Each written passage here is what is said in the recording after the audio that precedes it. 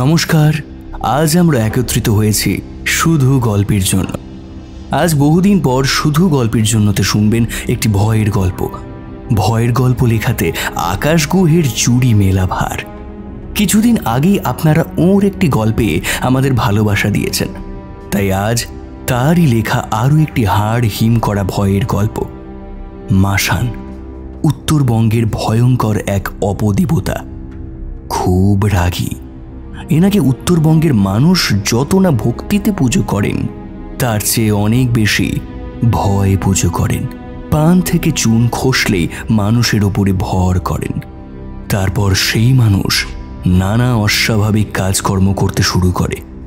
সময় মতো ঝাড়ফুঁক করে ভর না কাটালে সেই মানুষ ধীরে ধীরে মৃত্যুর কোলে ঢলে পড়ে। আজ এই মাসানকে নিয়েই লেখা একটি গল্প শোনাবো আপনাদের। শুনতে থাকুন আজকের গল্প, আকাশ গুহর কলমে মাসান ঠাকুরের ভোগ।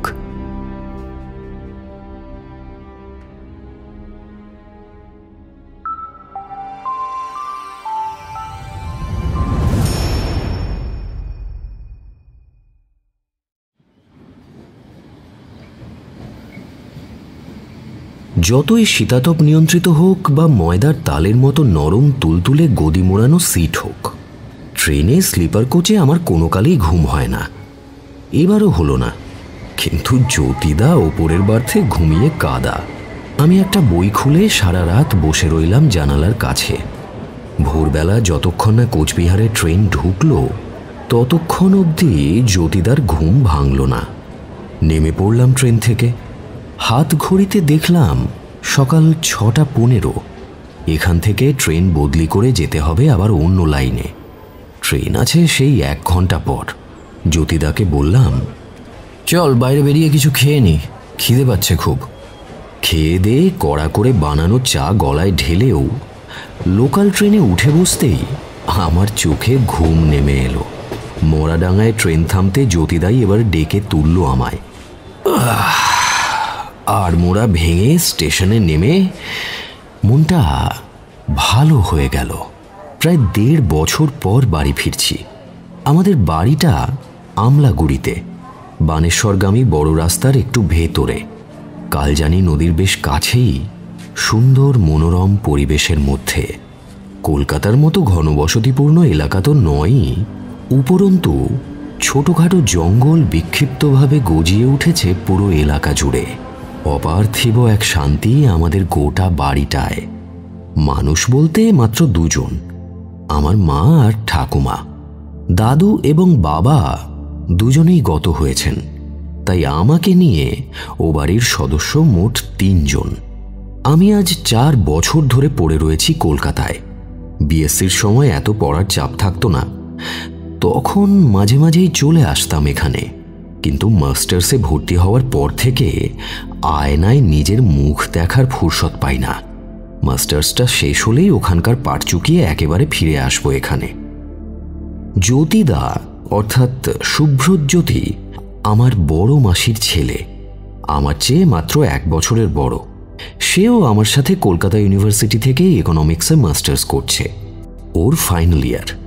অবশ্য আমার স্ট্রিম আলাদা, অ্যানথ্রোপোলজি। এই বিষয়ে আমাদের উত্তরবঙ্গে সেরকম এক্সেলেন্সি কোনো কলেজের নেই। তেতো হলেও এটা সত্যি কথা। তাই বাধ্য হয়ে এত দূরে এসে পড়াশোনা করা। ভবিষ্যতে শিক্ষকতা করার ইচ্ছে মনে মনে পোষণ করছি। এখন দেখা যাক কতদূর কি হয়। জ্যোতিদাদের বাড়ি সেই বসিরহাট, কলকাতার কাছে হলেও হাসনাবাদ লাইনের ট্রেনে ডেলি প্যাসেঞ্জারি করতে ক্লান্তই লাগে। তাই এমজি রোডের মেট্রো স্টেশনের কাছে একটা বাড়ি ভাড়া নিয়ে আছি 2 ভাই। বাড়িটার অবস্থা রোমের কলোসিয়ামের মতো লজ্জরে, কিন্তু তাতে আর কি। কাছাকাছির মধ্যে কলেজ পাড়া হওয়ার দরুন ভাড়া আকাশ ছোঁয়া।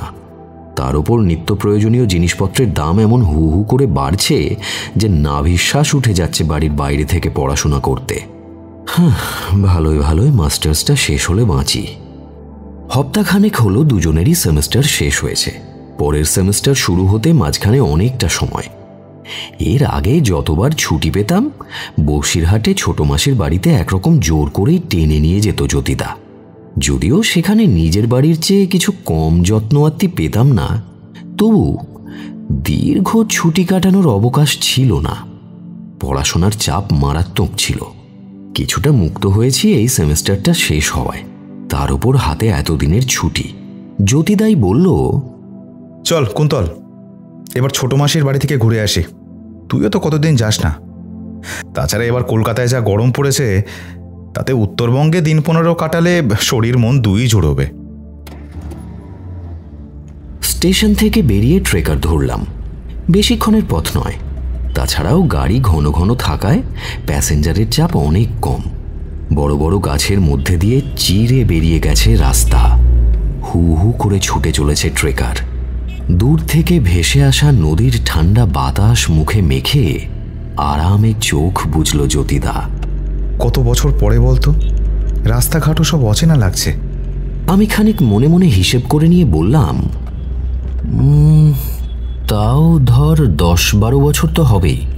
সেই ছোটবেলায় কবে একবার এসেছিলি তুই ছোট মাসির সাথে? কতদিন ছিলি? বাবা তখনও বেঁচে ছিল। বাবার শ্রাদ্ধেও তো তুই আসতে পারলি না, উচ্চ মাধ্যমিক পরীক্ষা চলছিল তোর তখন। ছোট মাসি এসেছিল নিয়ম রক্ষা করতে। মা তো তোকে কত আসতে বলে, কিন্তু আমি নিজেই আসার সময় পাই না। স্টুডেন্ট লাইফটাই এরকম, শুধু ব্যস্ততা আর ব্যস্ততা। এরপর চাকরি পেয়ে গেলে তো আরোই যোগাযোগ কমে যাবে।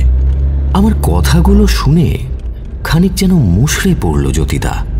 অন্যমনস্কভাবে তাকিয়ে রয়েছে বাইরের দিকে। মুখ না ফিরিয়েই বলল, তা ঠিক। আসলে আমরা এখন বড় হয়ে গিয়েছি, বুঝলি তো। ইচ্ছে থাকলেও সময় নেই আমাদের হাতে। এই তো দেখ না, কলকাতায় থাকাকালীনই কি উইকেন্ডে আমরা এমন ঘুরতে যাই। বড় জোর কফি হাউস বা দিলখোসা কেবিন, খুব বেশি হলে ঢাকুরিয়া লেক। কোনো কোনো সপ্তাহে তো তাও আবার হয় না। তুইও ঘুমাস, আমিও ঘুমাই, বা পড়াশুনো থাকে। যাকে বাদ দে এসব কথা। লাস্ট যেবার এসেছিলাম তখন কত মজা করেছিলাম বলতো কুন্তল। তোদের বাড়ি থেকে ঢিল ছোঁড়া দূরত্বে ওই কালজানি নদীর ঘাটটা আমার মনে আছে। সাঁতরে নদী পারাপার করতাম দুজন, মনে আছে? কি সব দিন ছিল সেগুলো।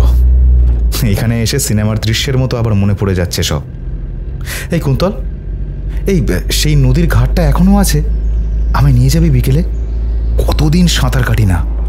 আমি কিছু বলার আগেই ট্রেকার ব্রেক কষে থেমে গেল। গন্তব্য এসে গেছে। লটবহর নামিয়ে ভাড়া মিটিয়ে বড় রাস্তা ছেড়ে সরু রাস্তা ধরলাম। মিনিট 5 পথ। মাকে ফোন করলাম। দূর থেকে দেখতে পেলাম বাড়ির গেটে মা আর ঠাকুমা জুলজুলে চোখে তাকিয়ে রয়েছে আমাদের আসার পথ চেয়ে। বাড়ি ঢোকার আগে ফিসফিসিয়ে জ্যোতিদাকে একটা সাবধান বাণী দিয়ে রাখলাম, যেখানে সেখানে কিন্তু সিগারেট ফুঁকবি না। মা যেমন তেমন, ঠাকুমা কিন্তু। পড়াশোনা বা চাকুরি সূত্রে যারা বাড়ির বাইরে বহুদিন কাটায় তারা বিলক্ষণ জানে বহুদিন পর বাড়ি ফিরে আসার আনন্দটা ঠিক কেমন। নিজের বাড়িতেই জামাই আদর জোটে ফিরলে। আমাদের ক্ষেত্রেও ব্যতিক্রম হলো না। মা তো এতদিন পরে জ্যোতিদাকে পেয়ে খুব খুশি। এলাহি রান্নার আয়োজন করেছে বৌমা শাশুড়ি মিলে। পোলাও, মাংস, কালিয়া, কোপ্তা, কত কি। অবশ্য সারা রাত ট্রেন জার্নি করে খিদেটাও পেটের মধ্যে ছুঁচোর মতো দৌড়তে শুরু করেছিল। 6 মাস পরে জেগে ওঠা কুম্ভকর্ণের মতো খেলাম। সারা রাত ঘুমোইনি। পড়াশোনার এত চাপ থাকে যে ভাত ঘুম জিনিসটা প্রায় ভুলতেই বসেছি। টানা ঘুম দিয়ে একেবারে উঠলাম সন্ধে নামার একটু আগে। আমার মা এখানে এক সরকারি হাই স্কুলে ইতিহাসের শিক্ষিকা। বাড়ি থেকে বেশ খানিকটা দূরে হওয়ায় যাতায়াত করার জন্য মায়ের একটা স্কুটি আছে। সেটা নিয়েই দুজনে বেরোলাম একটু ঘুরতে। জ্যোতিদার কথা আমার মনে আছে। বাজার থেকে গরম বেগুনি আর 1 ঠোঙা মুড়ি নিয়ে এসে কালজানি নদীর সেই ঘাটে এসে যখন বসলাম, তখন পশ্চিমের আকাশে আগুন রঙা ছোপ ধরেছে। ঘাটটা এখনো সেই রকমই রয়েছে, কোনো রকমে বাঁধানো পলেস্তেরা খসা শ্যাওলা ধরা সিমেন্টের 3 ধাপ সিঁড়ি। ব্যাস, ঘাট বলতে ওটুকুই, আর কোনো বিশেষত্ব নেই। ঘাটের সিঁড়িতে নেমে বসে মুড়ি বেগুনি সাঁটাচ্ছি দুজনে। পায়ের নিচ দিয়ে নিঃশব্দে বয়ে যাচ্ছে সবজে কালো নদী। জ্যোতিদা বেশ খানিকটা নস্টালজিক হয়ে পড়েছে এখানে এসে। নদীর ওপারে জঙ্গলে ঢাকা জায়গাটার দিকে তাকিয়ে বলে উঠল, হ্যাঁ রে কুন্তল, ওখানে একটা পুরনো শিব মন্দির ছিল না? আরে সেই যে আমরা সাঁতার কেটে গিয়ে ওটা চাতালে বসে গা শুকোতাম। বাহ, আমার তো দেখছি এক এক করে সবই মনে পড়ে যাচ্ছে। কথা বলতে বলতে বেশ উত্তেজিত হয়ে পড়েছিল জ্যোতিদা। ঘাটের পৈঠা থেকে উঠে চারিদিক ঘুরে বেড়াতে লাগলো। এবার শুনলাম আপন মনেই বলছে, কত শান্ত চুপচাপ জায়গাটা, কান দুটো যেন কতদিন এমন শান্তি পায়নি। কুন্তল, কাল একবার দুপুরবেলা এখানে আসবো বুঝলি, নদীতে স্নান করতে। আমি হুঁহা করতে করতে উদাস মনে বেগুনি চিবোচ্ছি। মাথার ওপরে ঘরে ফেরা পাখিদের কলকলানি। সন্ধে নেমে আসছে। চারিদিকে বিশাল সব গাছপালার চাঁদোয়া জায়গাটাকে দিনের বেলাতেও বেশ খানিকটা অন্ধকার করে তুলেছে। ঠান্ডা মনোরম পরিবেশ। লোকজনের আনাগোনাও নেই তেমন। স্নান, কাপড় কাচা, বাসন মাজা, যার যা টুকটাক কাজ থাকে করে এখান থেকে মানে মানে দিনের বেলায় কেটে পড়ে সবাই। অবশ্য তার একটা কারণ আছে। এই জায়গাটাকে, বিশেষ করে এই ঘাটটাকে স্থানীয় লোকেরা এড়িয়ে চলে। কারণ এই কুন্তল, ওইখানটায় ওটা কিরে? ঘাট থেকে একটু দূরে বেশ কয়েকটা গাছ যে জায়গাটায় জড়াজড়ি করে দাঁড়িয়ে আছে, সেই দিকে আঙুল তুলে হঠাৎ আমায় প্রশ্নটা করল জ্যোতিদা। আমি ঘুরে তাকালাম। গাছগুলোর জটলার মাঝে একটা বিশাল বপু বট গাছ সবার চেয়ে উঁচুতে মাথা তুলে দাঁড়িয়ে আছে, ডালপালা ছড়িয়ে। নেমে আসা ঝুড়ির পরিমাণ দেখে এর প্রাচীনত্ব অনুমান করা যায় সহজেই। গাছটার তলাটা লাল সিমেন্ট দিয়ে বাঁধানো। এদিক ওদিক ছড়িয়ে পড়ে রয়েছে কয়েকটা মাটির প্রদীপ। ওদিকেই আঙুলটা নির্দেশ করে দাঁড়িয়ে রয়েছে জ্যোতিদা। চোখ দেখে বুঝলাম তাতে মারাত্মক কৌতূহল। ঘাট থেকে উঠে এলাম। জায়গাটা আমি চিনি। এই বিশেষ স্থানটার কারণেই এখানে মানুষজনের সমাগম খুব কম। বেগুনি চিবোতে চিবোতেই বললাম, ওটা ওটা মাসান ঠাকুরের থান। ততক্ষণে জায়গাটার অনেকটা কাছে এগিয়ে গিয়েছে জ্যোতিদা। আমিও এগুলাম ওর পিছু পিছু। লাল সিমেন্টের বেদিটার ওপর এবড়ো খেবড়ো কয়েকটা কালো পাথর, শিবলিঙ্গের সাইজের। তার মাঝখানে একটা ডিম্বাকৃতি কোমর সমান বড় পাথর। তাতে সিঁদুর চড়ে চড়ে তার আসল রং আর বোঝার উপায় নেই এখন।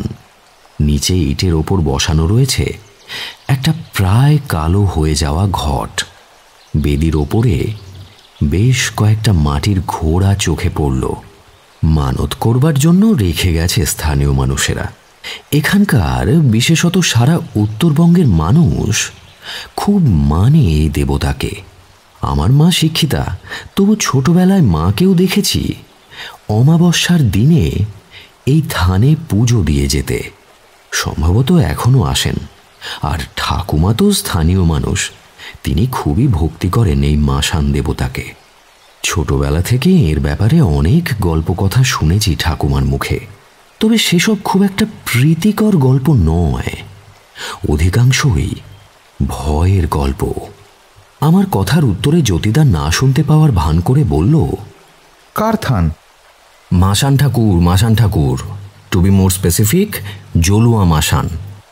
ওয়েট ওয়েট ওয়েট, ঠিক কি বলছিস বলতো? বুঝতেও পারছি না। এটা শিব ঠাকুরের থান নয়। ওই তো একটা শিবলিঙ্গের মতো পাথর দেখতে পাচ্ছি। হঠাৎ করে এই জায়গাটার প্রতি জ্যোতিদার এত কৌতূহলের কারণটা ঠিক বুঝতে পারলাম না।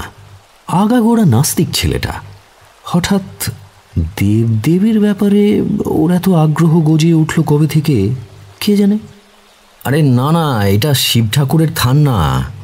আমাদের উত্তরবঙ্গের, বিশেষত এই অঞ্চলের মানে জলপাইগুড়ি কোচবিহারের এক্সক্লুসিভ দেবতা হচ্ছেন মাসান। অবশ্য এনাকে দেবতা না বলে অপদেবতা বলাই ভালো। উপকারের চেয়ে অপকারের গল্পই বেশি শুনেছি ঠাকুমার মুখে। ঠাকুমা বলে অনেক রকমের মাসান ঠাকুর আছে।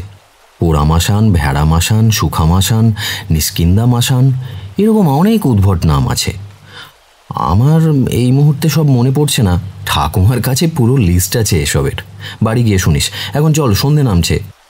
জ্যোতিদার মনে হলো ওখান থেকে নড়ার খুব একটা ইচ্ছে নেই। বাহ, বেশ ইন্টারেস্টিং তো। আগে তো কখনো এই ঠাকুরের নাম শুনিনি। আরও কিছু বলতো।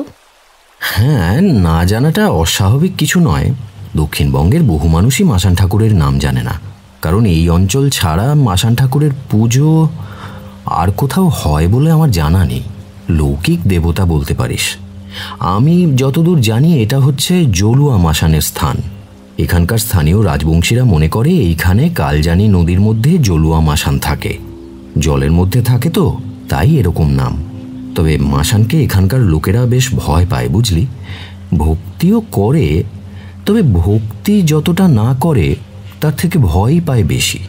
কারণ মাসান ঠাকুর নাকি ভয়ঙ্কর রাগী, রেগে গেলে লোকের ওপরে ভর করে।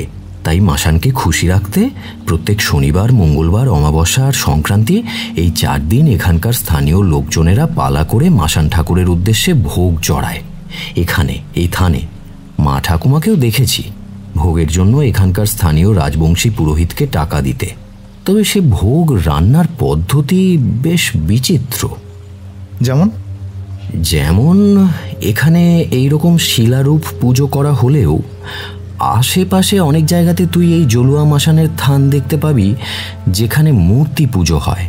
এই মাসান ঠাকুরের মূর্তি কিন্তু বেশ অন্যরকম, একটু বিদঘুটে ধরনের। মানে বামন আকৃতির নীল রঙের একটা কবন্ধ দেহ, যার কোনো মাথা নেই। বুক পেটের জায়গায় আঁকা আছে ভয়ঙ্কর বড় বড় সব চোখ মুখ, বড় বড় দাঁত, আর দুটো হাতের এক হাতে গদা জাতীয় কিছু একটা নিয়ে দাঁড়িয়ে রয়েছেন শোল মাছের ওপরে। এই হলো জলুয়া মাসানের আকৃতি। যাই হোক, যা বলছিলাম, ভোগ রান্না হয় কিন্তু ওই শোল মাছ দিয়েই। রান্না করে পুরোহিত নিজে হাতে। প্রতি শনিবার, মঙ্গলবার, অমাবস্যা আর সংক্রান্তির দিন মাটির হাঁড়িতে খিচুড়ি রান্না করে মাসান ঠাকুরের পুরোহিত। খিচুড়ি রান্না করতে করতে জ্যান্ত শোল মাছটা ছেড়ে দেয় হাঁড়ির মধ্যে। তারপর রান্না হয়ে গেলে ওই ভোগ মাটির সরায় বেড়ে তার সাথে দই, চিঁড়ে, শুকনো চাল ভাজা এইসব নিয়ে গভীর রাতের দিকে একা আসে এই থানে। ঘাটের কাছে ভোগ নামিয়ে রেখে চলে যায়। শুনেছি ভোগ নামিয়ে ফিরে যাওয়ার সময় নাকি পেছনে ফিরে তাকাতে নেই। সকালবেলায় এসে দেখা যায় ভোগের থালা ফাঁকা। ইন্টারেস্টিং। তবে যাই বলিস, তোদের এই মাসান ঠাকুর কিন্তু বেশ পশুপ্রেমী, এ কথা মানতেই হবে। কুকুর বিড়ালের খাবার জন্য চমৎকার আয়োজন। তা ওদের তো অনাহারে থাকতে হয় না, আবার মাসের মধ্যে বেশ কয়েকবার ভালো মন্দ খেতেও পায়। হ্যাঁ, কি বলিস? হ্যাঁ, আমি যে খুব পরিমাণে ঈশ্বর বিশ্বাসী তেমনটা নয়। মাসান ঠাকুরকেও যে অন্ধের মতো বিশ্বাস করি তাও নয়, কিন্তু তাই বলে অসম্মান করিনি কোনোদিন। হয়তো সেটা আমাদের পরিবারের কারণেই। ঠাকুমার বা স্থানীয় লোকজনের বিশ্বাসকে সম্মান করেই ছোটবেলায় দেখতাম গ্রামের বহু মানুষকে মাসানে ভর করত। তখন তাদেরকে এই থানে নিয়ে এসে ঝাড়ানো হতো।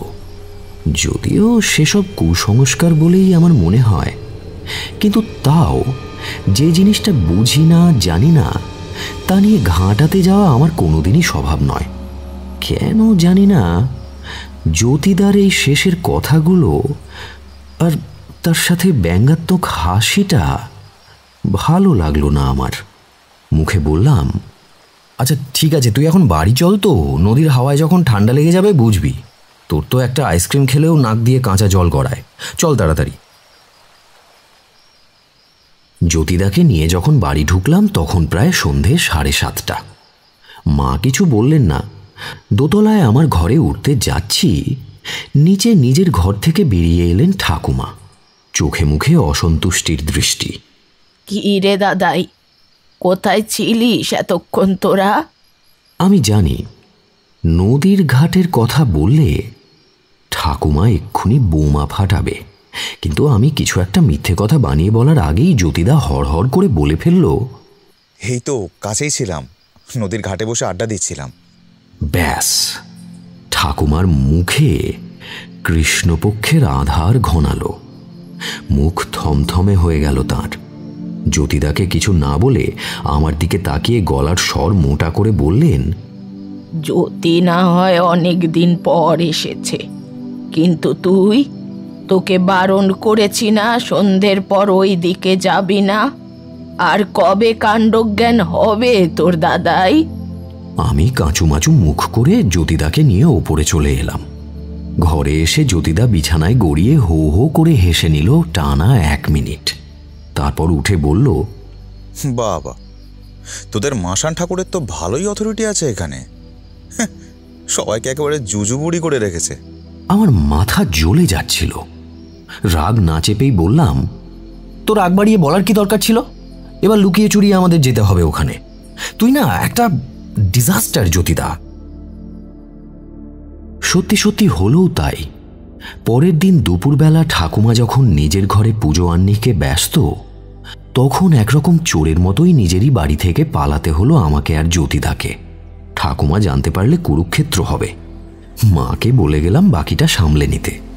এই দুপুরবেলাতেও ঘাটে একটাও লোক নেই। খাঁ খাঁ করছে রোদ্দুর। গামছা জুতো ঘাটে রেখে নদীর জলে গা ডোবাতে কত কিছু মনে পড়ে গেল। ছোটবেলার কথা। তখন অনেক বন্ধু ছিল আমার। প্রাইমারি স্কুলের বন্ধু, হাই স্কুলের বন্ধু। এখন তারা কোথায় গেছে জানি না। ওদের সাথে কাটানো সেই দুরন্ত দুপুরগুলো, সবাই মিলে নদীর ঘাটে স্নান করতে আসা, সব মনে পড়ে গেল।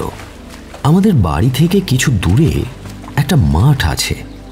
বর্ষা হলে সেই মাঠে আপাদমস্তক কাদা মেখে ভূত হয়ে ফুটবল খেলে স্নান করতে আসতাম এখানে সবাই মিলে।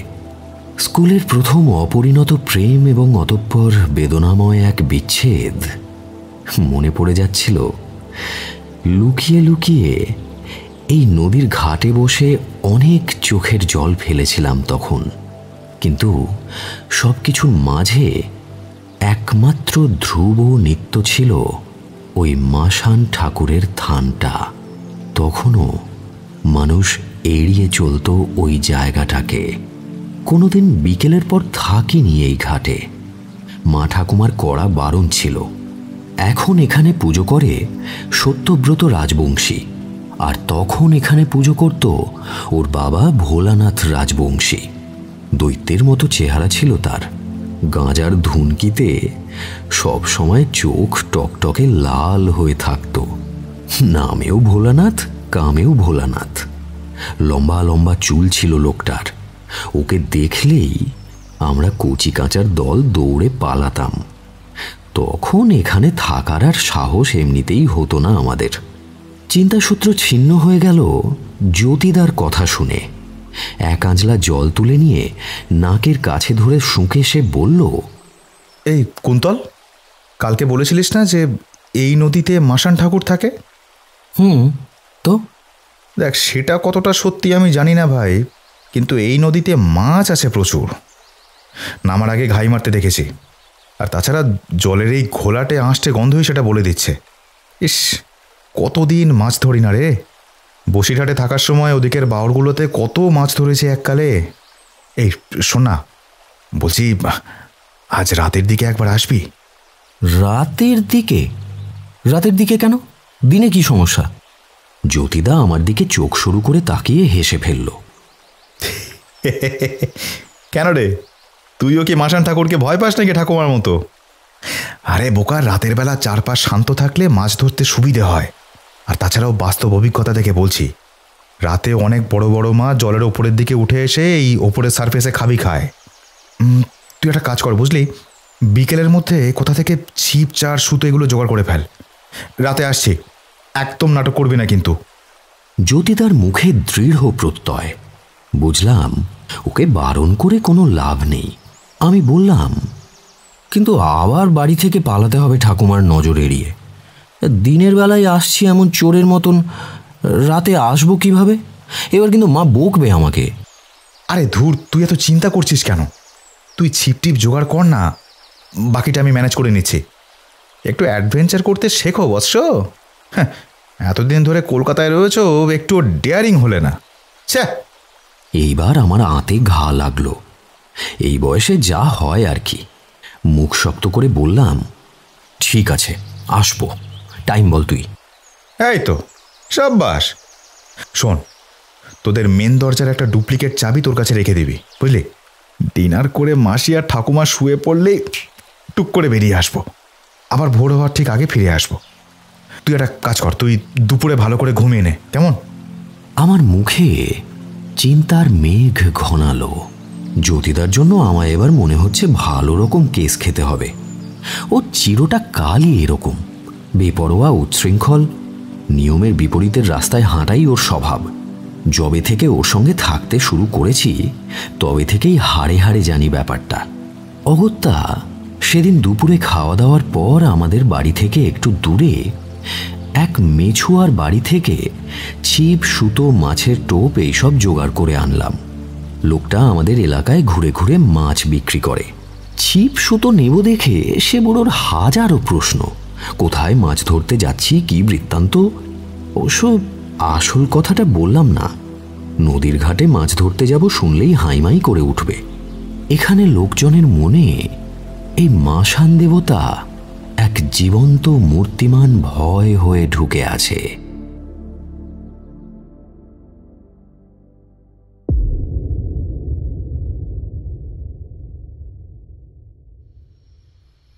রাতে ডিনারের পর আমার ঘরে এসে দুজনে ঘাপটি মেরে শুয়ে থেকে ঘুমোনোর ভান করলাম কিছুক্ষণ। ঘড়িতে রাত 10:30 বাজছে।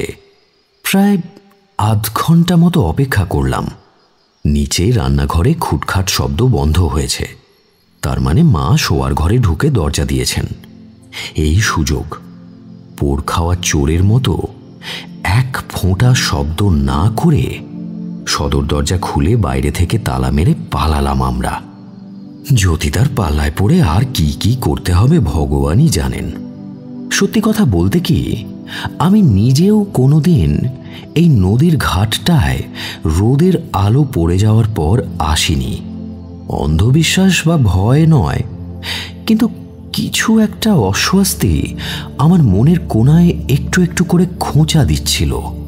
বাহাদুরি দেখিয়ে জ্যোতিদার কথায় রাজি হয়ে গেলাম ঠিকই, কিন্তু শরীর চাইলেও মন যেন চাইছিল না ওই বিশেষ জায়গাটায় বসে রাত্রেবেলা মাছ ধরতে। মনকে শান্ত করার চেষ্টা করলাম। ছোটবেলায় ঠাকুমার বলা গল্পগুলো মাথার শিরা উপশিরায় এমনভাবে দ্রবীভূত হয়ে গেছে বলেই হয়তো এমন অদ্ভুত একটা অনুভূতি হচ্ছে।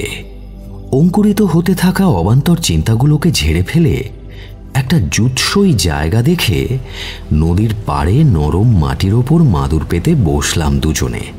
ছিপ তৈরি করে টোপ গেঁথে বড়শি ডুবিয়ে দিলাম অতল অন্ধকার জলের গভীরে। কালো জলের ওপর কেবলমাত্র সাদা ফাতনাটা দেখা যাচ্ছে। আলো বলতে আমাদের সাথে একটা হ্যাজাক। আমার বাবা বেঁচে থাকতে এই হ্যাজাকটা সঙ্গে করে বর্ষাকালে মাঠের মধ্যে নেমে কই ল্যাঠা ধরতেন। রাতের দিকে ঠান্ডাটা একটু বেশি পড়ে এদিকে। একে নদীর পাড়, তার উপরে এত পরিমাণে গাছপালার সমারোহ। গায়ের পাতলা চাদরটায় শীত মানছে না। চারিদিকে পিন পতন নিস্তব্ধতা। ছিপ ফেলে বসে আছি তো আছি, কারো মুখে কোনো শব্দ নেই। দুপুরে বেশ করে ঘুমোনোর দরুন ঘুমও পাচ্ছে না। কটা বাজলো কে জানে। তাড়াহুড়োর চোটে মোবাইল, হাতঘড়ি সব রেখে এসেছি ঘরে। অস্বস্তিকর এক পরিবেশ, যেন অনন্তকাল ধরে বসে আছি আমরা। আস্তে আস্তে রাত বেশ গভীর হলো। এদিকে মশারা চাদর বিছিয়ে দিয়েছে গায়ের ওপর। জ্যোতিদাও কিছুটা বিরক্ত হচ্ছে বুঝতে পারছি, কিন্তু ফাতনা আর নড়ে না। জ্যোতিদা একবার ফিসফিসিয়ে বলল, কি ব্যাপার বলতো কুন্তল, একটাও মাছ উঠছে না কেন? দূর, আর ঘন্টাখানিক দেখবো, তারপর চল বাড়ি ফিরে যাই, খিদে পাচ্ছে। আর তারপরে এই মশার কামড় অসহ্য। অনেক কিছুই বলতে ইচ্ছে করলো জ্যোতিদাকে, কিন্তু চেপে গেলাম। মাথাটা ভীষণ গরম হচ্ছিল ওর ওপর। ঘুম কামাই করে এসে যত উল্টোপাল্টা কাজকর্ম। আরও কতক্ষণ এভাবে কাটল জানি না, হঠাৎ আমরা যে রাস্তা দিয়ে এসেছি সেদিকে একটা ক্ষীণ আলো দেখা গেল। আমি প্রথম লক্ষ্য করলাম ব্যাপারটা, তারপর জ্যোতিদাকে ডেকে দেখালাম। আলোটা আস্তে আস্তে বড় হচ্ছে, মানে কেউ একটা আসছে, এবং তার হাতে খুব সম্ভবত লণ্ঠন। এত রাতে এখানে কে আসবে? মাথায় কিছুই ঢুকলো না। জ্যোতিদাও আমার দিকে জিজ্ঞাসু দৃষ্টিতে তাকিয়ে আছে। এদিকে আলোর সাথে সাথে এবার একটা অবয়ব স্পষ্ট হচ্ছে। নিশ্চিতভাবে কোনো একজন মানুষ এগিয়ে আসছে এই দিকেই। এত রাতে কার এত বুকের পাটা? হঠাৎ একটা জিনিস মনে পড়তেই তড়াক করে লাফিয়ে উঠলাম। আরে, তালে গোলে ভুলেই গিয়েছিলাম, আজ তো শনিবার, মাসান ঠাকুরকে ভোগ দেওয়ার দিন। তার মানে এটা আর কেউ নয়, এই থানের পুরোহিত সত্যব্রত রাজবংশী। হ্যাঁ, ও ছাড়া আর কেউ হতে পারে না। ও মাসান ঠাকুরকে ভোগ দেওয়ার জন্য আসছে, এমনটাই তো শুনেছি। গভীর রাতে ভোগ দেওয়া হয় এই অপদেবতাকে। তবে সত্যব্রতর সাথে ঠাকুমার আবার খুব ওঠা বসা। সর্বনাশ! সত্যব্রত এখানে আমাদের দেখে ফেললে কাল সকালে ঠাকুমার কাছে গিয়ে সব ফাঁস করে দেবে। শুধু তাই নয়, এখনো দু চারটে কড়া কথা শোনাতে পারে। ফিসফিসিয়ে সংক্ষেপে ব্যাপারটা বোঝালাম জ্যোতিদাকে। ঈশ্বরকে অশেষ ধন্যবাদ, জ্যোতিদা কথাটা বুঝল। আমি হ্যাজাকের আলোটা কমিয়ে দিলাম একেবারে, আর ছিপটা ওখানেই পড়ে রইল। আমি খুব ভালোভাবেই জানি সত্য ঘাটের দিকে আসবে না, সে বেঁকে যাবে থানের দিকে। তাই ছিপটা তার নজরে পড়ার কথা নয়, কিন্তু আমাদের লুকোতে হবে। তাড়াতাড়ি ওখান থেকে উঠে চম্পট দিলাম।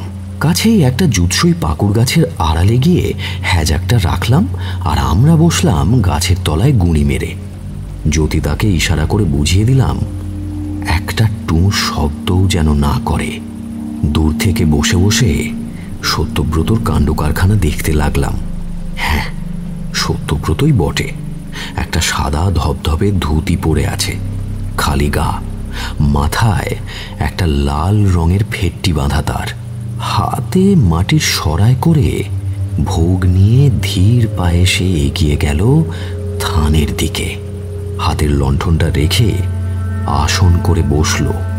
এখানে এখন কতক্ষণ সময় কাটাবে কে জানে। এদিকে মনে হচ্ছে মশা আমাদের দুজনকেই তুলে নিয়ে যাবে।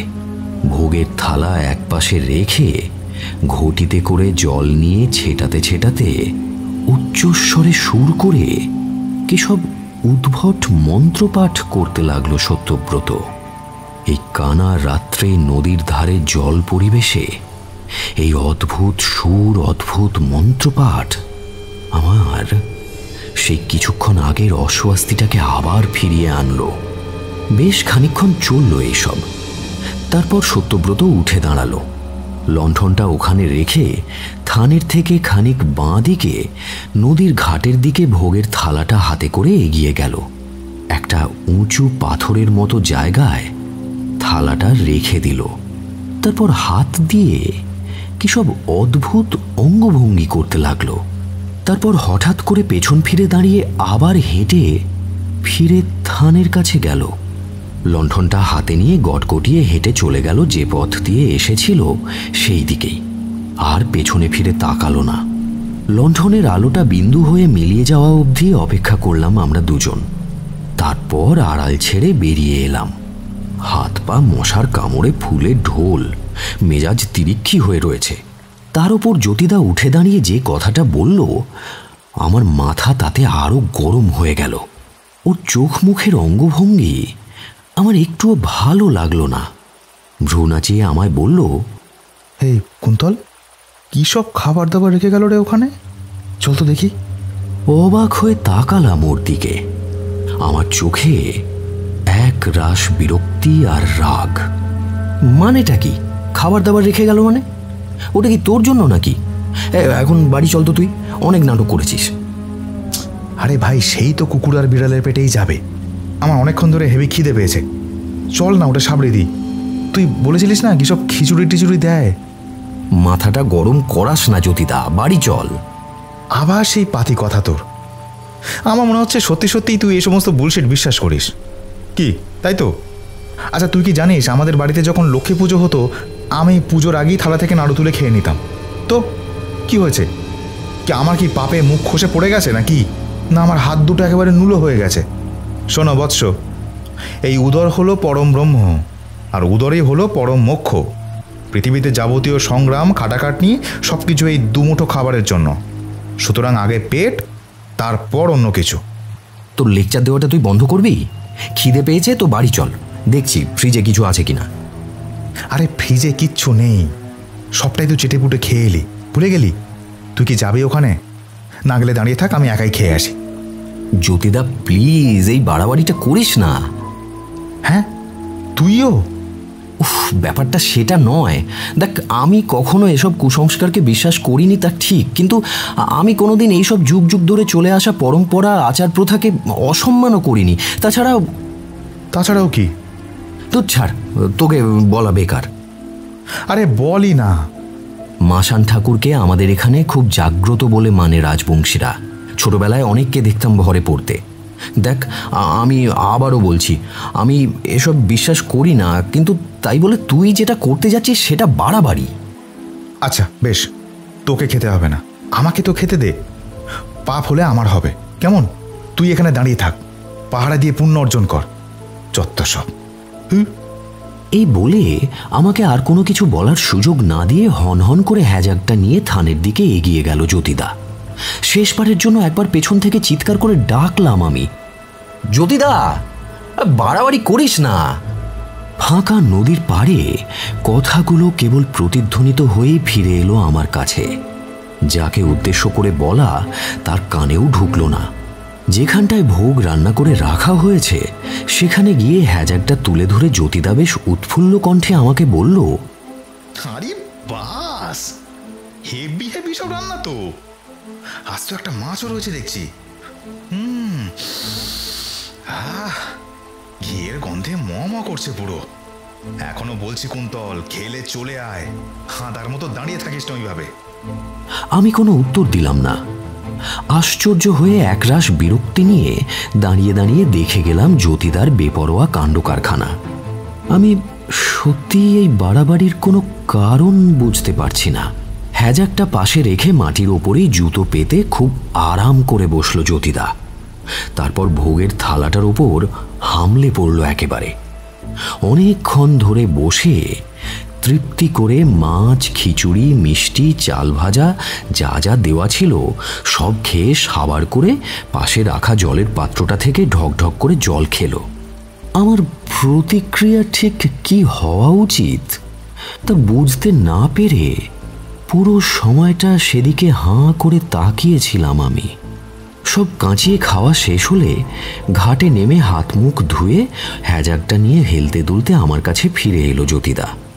পকেট থেকে একটা সিগারেট বের করে ধরিয়ে টানতে টানতে তৃপ্তির সুরে বলল,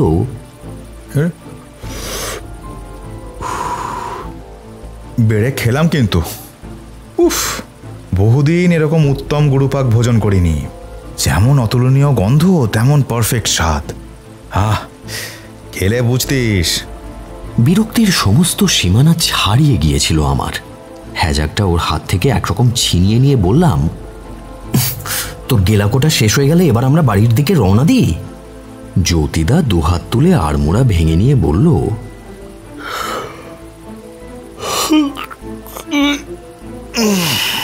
হ্যাঁ চল, মাস্টার্স তো আর পাবো না, তাছাড়াও এত ভালো খাওয়ার পর একটা ঘুম দরকার। এই কুন্তল, বলছি শোন না, আবার কবে ভোগ দেবে রে? আবার আসবো, হ্যাঁ, লুকিয়ে লুকিয়ে, আজকের মতো। রাগে আমার মাথা জ্বলে গেল। আমি ওকে বললাম, এবার আমি কিন্তু ঠাকুমাকে বলে দেবো, হ্যাঁ, তারপর দেখিস কি হয়। সারাদিন ঘরের মধ্যে তালা বন্ধ করে বসিয়ে রাখবে কেমন। যে জঘন্য কাজটা তুই করেছিস সেটা দ্বিতীয়বার করার কথা ভাবিস না। চুপচাপ চলে আয়, আমার ঘুম পাচ্ছে। না, জ্যোতিদাকে কাজটা আর দ্বিতীয়বার করতে হয়নি। ওটাই প্রথম এবং শেষবারের মতো ভয়ঙ্কর একটা ভুল করে ফেলেছিল জ্যোতিদা, এবং সেই ভুলের মাসুল যে কত ভয়ানক হতে পারে তা আমার ধারণারও বাইরে ছিল। জানলে হয়তো সেদিন প্রাণপণে আটকাতাম ওকে। আসলে রাগ হলেও বিরক্ত হলেও তেমনভাবে বাধা দিইনি ওকে সেদিন, কারণ এই মাসান ঠাকুরকে ভোগ দেওয়া, তারপর জল থেকে উঠে এসে তার ভোগ খেয়ে যাওয়া, এই জিনিসগুলোতে আমিও বিশ্বাস করতাম না। শুধু যুগ যুগ ধরে চলে আসা চিরাচরিত প্রথাগুলোকে শ্রদ্ধা করতাম, আর বেশি কিছু নয়। ভয় বা বিশ্বাস কোনোটাই জন্মায়নি। কিন্তু এই পৃথিবীর সব কিছুই আমাদের ধারণার বৃত্তের মধ্যে সীমাবদ্ধ নয়। সেই রাতের পর থেকে সেটা খুব ভালোভাবে অনুধাবন করতে পেরেছিলাম। ঘাট থেকে বাড়ি ফিরে ভীষণ ক্লান্ত লাগছিল সে রাতে, তাই তাড়াতাড়ি ঘুমিয়ে পড়লাম। কিন্তু ভোর রাতের দিকে জ্যোতিদার হাতে ঠেলা খেয়ে ঘুমটা ভেঙে গেল। কুন্তল, কুন্তল, বাইরে ওঠ তাড়াতাড়ি। কুন্তল। চোখ মেলতে যেটুকু সময় মুখের ওপর দেখতে পেলাম জ্যোতিদার উদ্বিগ্ন যন্ত্রণা ক্লিষ্ট মুখটা। বিন্দু বিন্দু ঘাম জমে রয়েছে ওর মুখের ওপর। আতঙ্কিত চোখ দুটো দেখে চমকে উঠলাম। তাড়াতাড়ি উঠে বসলাম। জড়ানো গলায় জিজ্ঞেস করলাম, কি হয়েছে তোর? এরম করছিস কেন? জ্যোতিদা বিছানার ওপর বসে পড়ে দুহাতে পেট চেপে ধরে বলল, অসম্ভব যন্ত্রণা করছে রে, খুব অস্বস্তি হচ্ছে পেটে। গভীর ঘুমটা ভেঙে যাওয়ায় ঘটনার গুরুত্ব বুঝতে বেশ খানিকটা সময় লাগলো আমার। ভাবলাম রাতে অসময়ে অমন গুরুপাক খাবার গোগ্রাসে খাওয়ার কারণে হয়তো হজম হয়নি, তাই জিজ্ঞেস করলাম, বদহজম হয়েছে? অ্যান্টাসিড খাবি? জ্যোতিদা আমার মুখের দিকে তাকালো। যন্ত্রণার অভিঘাতে মুখ বিকৃত হয়ে যাচ্ছে ওর। বিছানার ওপর শুয়ে পড়ে পেটে হাত দিয়ে একরকম দাপাদাপি করতে শুরু করলো। কোনো রকমে বলতে পারল, না রে, বদহজম না, অন্য কিছু। বাপরে, মনে হচ্ছে পেটের মধ্যে কি একটা যেন হেঁটে চলে, আর পারছি না। উফ।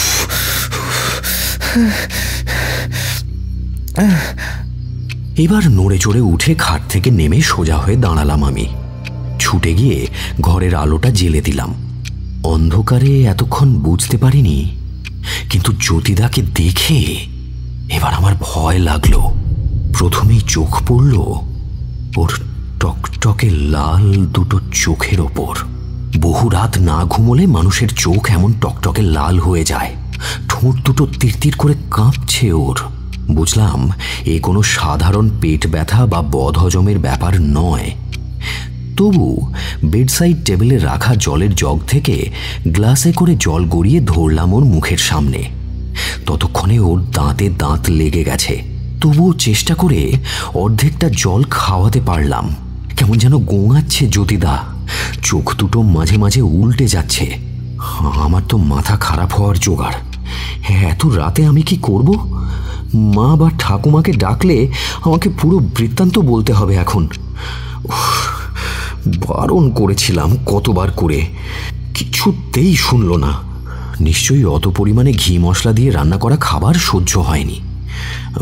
যত মনে হয় ফুড পয়জনিং হয়েছে। এদিক ওদিক হাতড়ে একটা অ্যান্টাসিড ট্যাবলেট বের করলাম। এটা খেয়ে নে তো, দেখ কমে কিনা। অনেক কষ্টে উঠে বসে অ্যান্টাসিডটা খেয়ে আবার শুয়ে পড়ল জ্যোতিদা। কিন্তু 1 মিনিট 5 মিনিট করে 10 মিনিট হয়ে গেল, তাও কোনো উন্নতি নেই। বরং মনে হলো ব্যথাটা আরো বাড়ছে। ওর শরীরটা নুন পড়া জোঁকের মতো কুঁকড়ে যাচ্ছে। হঠাৎ আমার টি শার্টের কোনার দিকটা খামচে ধরে চাপা স্বরে আর্তনাদ করে উঠল জ্যোতিদা। কুন্তল, কিছু একটা কর ভাই, আমি আর পারছি না, অসম্ভব যন্ত্রণা করছে পেটে। এই বলে নিজের জামাটা বুক অবধি তুলে ধরল জ্যোতিদা। পেটটা দেখে চমকে উঠলাম। এমনিতে ওর চেহারা প্যাকাটির মতো, কিন্তু হঠাৎ করে ঢাকের মতো ফুলে বড় হয়ে গেছে পেটটা। আর একটা বিষয় যেটা লক্ষ্য করলাম, সেটা আমার নিঃশ্বাস প্রশ্বাস প্রায় বন্ধ করে দিল। দেখলাম ওর পেটটা যেন স্থির নয়, জলে ঢিল পড়লে যেমন মৃদু ঢেউ ওঠে, চামড়ার নিচে তেমনি হালকা তরঙ্গ খেলে বেড়াচ্ছে, যেন অসংখ্য ছোট ছোট সাপ কিলবিল করছে পেটের মধ্যে। না না, আর দেরি করা যাবে না, ওকে মনে হচ্ছে এখনই হসপিটালাইজড করতে হবে। এই দৃশ্য দেখে আর দাঁড়ালাম না আমি, দরজা খুলে দৌড়ে নেমে গেলাম নিচে। কিছুক্ষণ পরেই মাকে নিয়ে উঠে এলাম উপরে। ঘরে এসে আমি পুরো তাজ্জব বনে গেলাম। যেমন অবস্থায় দেখে গিয়েছিলাম সেই রকম অবস্থাতেই জামাটা বুকের ওপর তুলে হাত পা ছড়িয়ে সেখানেই নাক ডাকিয়ে ঘুমোচ্ছে জ্যোতিদা, যেন কিছুই হয়নি। কি ব্যাপার কিছুই বুঝতে পারলাম না। মা একবার জ্যোতিদার দিকে একবার আমার দিকে তাকালো। ভোর রাতে ঘুম ভাঙিয়ে কাউকে ডেকে এনে এমন তামাশা করলে তার রাগ হবে, সেটাই স্বাভাবিক। বিরক্ত হয়ে চলে যাওয়ার আগে বলে গেল, নেশা টেশা করেছিলিস নাকি দুজন মিলে? রাত বিরেতে যত সব উল্টো পাল্টা দরবার, যা ঘুমো। আমি খানিকক্ষণ হতভম্বের মতো দাঁড়িয়ে রইলাম। সবকিছু কেমন যেন মাথার উপর দিয়ে বেরিয়ে যাচ্ছিল। একটু আগে তাহলে জ্যোতিদা কি নাটক করছিল নাকি? কিন্তু সেটা তো সম্ভব নয়, কারণ আমি নিজে দেখেছি ওর পেটের ভেতর ভয়ঙ্কর কিছু একটা উথাল পাতাল হচ্ছিল। টলতে টলতে বিছানার কাছে গিয়ে দাঁড়ালাম। জ্যোতিদাকে দেখে মনে হলো গভীর ঘুমে মগ্ন। ভাবলাম একবার ডেকে জিজ্ঞেস করি কি ব্যাপার। তারপর ভাবলাম থাক, শান্তিতে ঘুমোচ্ছে যখন ঘুমোক। বাকি রাতটা আমার ঠিকমতো ঘুম হলো না। সারা রাত জ্যোতিদার দিকে পাশ ফিরে ওর দিকে চেয়ে রইলাম। বোঝার চেষ্টা করলাম, উত্তর খোঁজার চেষ্টা করলাম একটু আগে ঠিক কি হয়েছিল, কিন্তু অনেক হাতড়েও কিছুই পেলাম না। সকালে হয়তো ঘুমিয়ে পড়েছিলাম। ঘুম ভাঙল অনেক দেরি করে। উঠে দেখি জ্যোতিদা তখনও ঘুমোচ্ছে। ঘড়িতে দেখলাম 9:30 বাজে। সর্বনাশ! মা এখনই স্কুলে বেরোবে, ব্রেকফাস্ট টেবিলে না দেখলে চেঁচামেচি জুড়ে দেবে। এ বাড়িতে কেউ 8টার পর বিছানায় শুয়ে থাকে না, বাবার কড়া নিয়ম ছিল। তারপর মনে পড়ল, ও আজ তো রোববার, স্কুল নেই, তাই মা এতক্ষণ ডাকাডাকি করেনি। বিছানা ছেড়ে উঠে ফ্রেশ হয়ে নিলাম। জ্যোতিদাকে ডাকলাম 2-3 বার, কিন্তু কোনো সাড়া দিল না। অঘোরে ঘুমোচ্ছে। কাল রাত থেকেই ওকে ডাকার সাহস পাচ্ছি না। ভাবলাম ঘুমোচ্ছে ঘুমোক। নিচে এসে দেখি মা টেবিলে খাবার সাজিয়ে বসে আছে।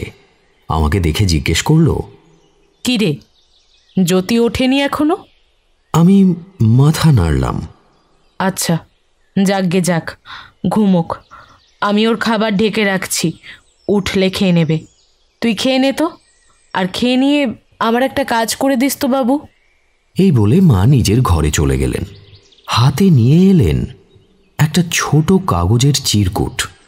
এই বই কটা লাগবে, টাউন থেকে একটু এনে দে না, আমার বাড়িতে অনেক কাজ আছে। খেয়ে দিয়ে মায়ের স্কুটি নিয়ে বেরিয়ে পড়লাম। যখন ফিরলাম তখন প্রায় বেলা 1টা। ডাইনিং রুমে এসেই হোঁচট খেলাম। জ্যোতিদার সেই ঢাকা দেওয়া খাবারটা সেখানেই পড়ে আছে। দৌড়ে আমার ঘরে এলাম। যা ভেবেছিলাম তাই, এখনো নাক ডেকে ঘুমোচ্ছে জ্যোতিদা। কি ব্যাপার কি? ছেলেটা কি খাওয়া দাওয়া কিছুই করবে না? এখনো ব্রেকফাস্ট খায়নি, লাঞ্চের সময় হতে চলল। বিছানার উপর বসে পড়ে গায়ে হাত দিয়ে ডাকতে গিয়েই হাতটা সরিয়ে নিলাম, যেন একটা জ্বলন্ত গ্যাস বার্নারের উপরে হাত রেখেছি। ওর গা পুড়ে যাচ্ছে।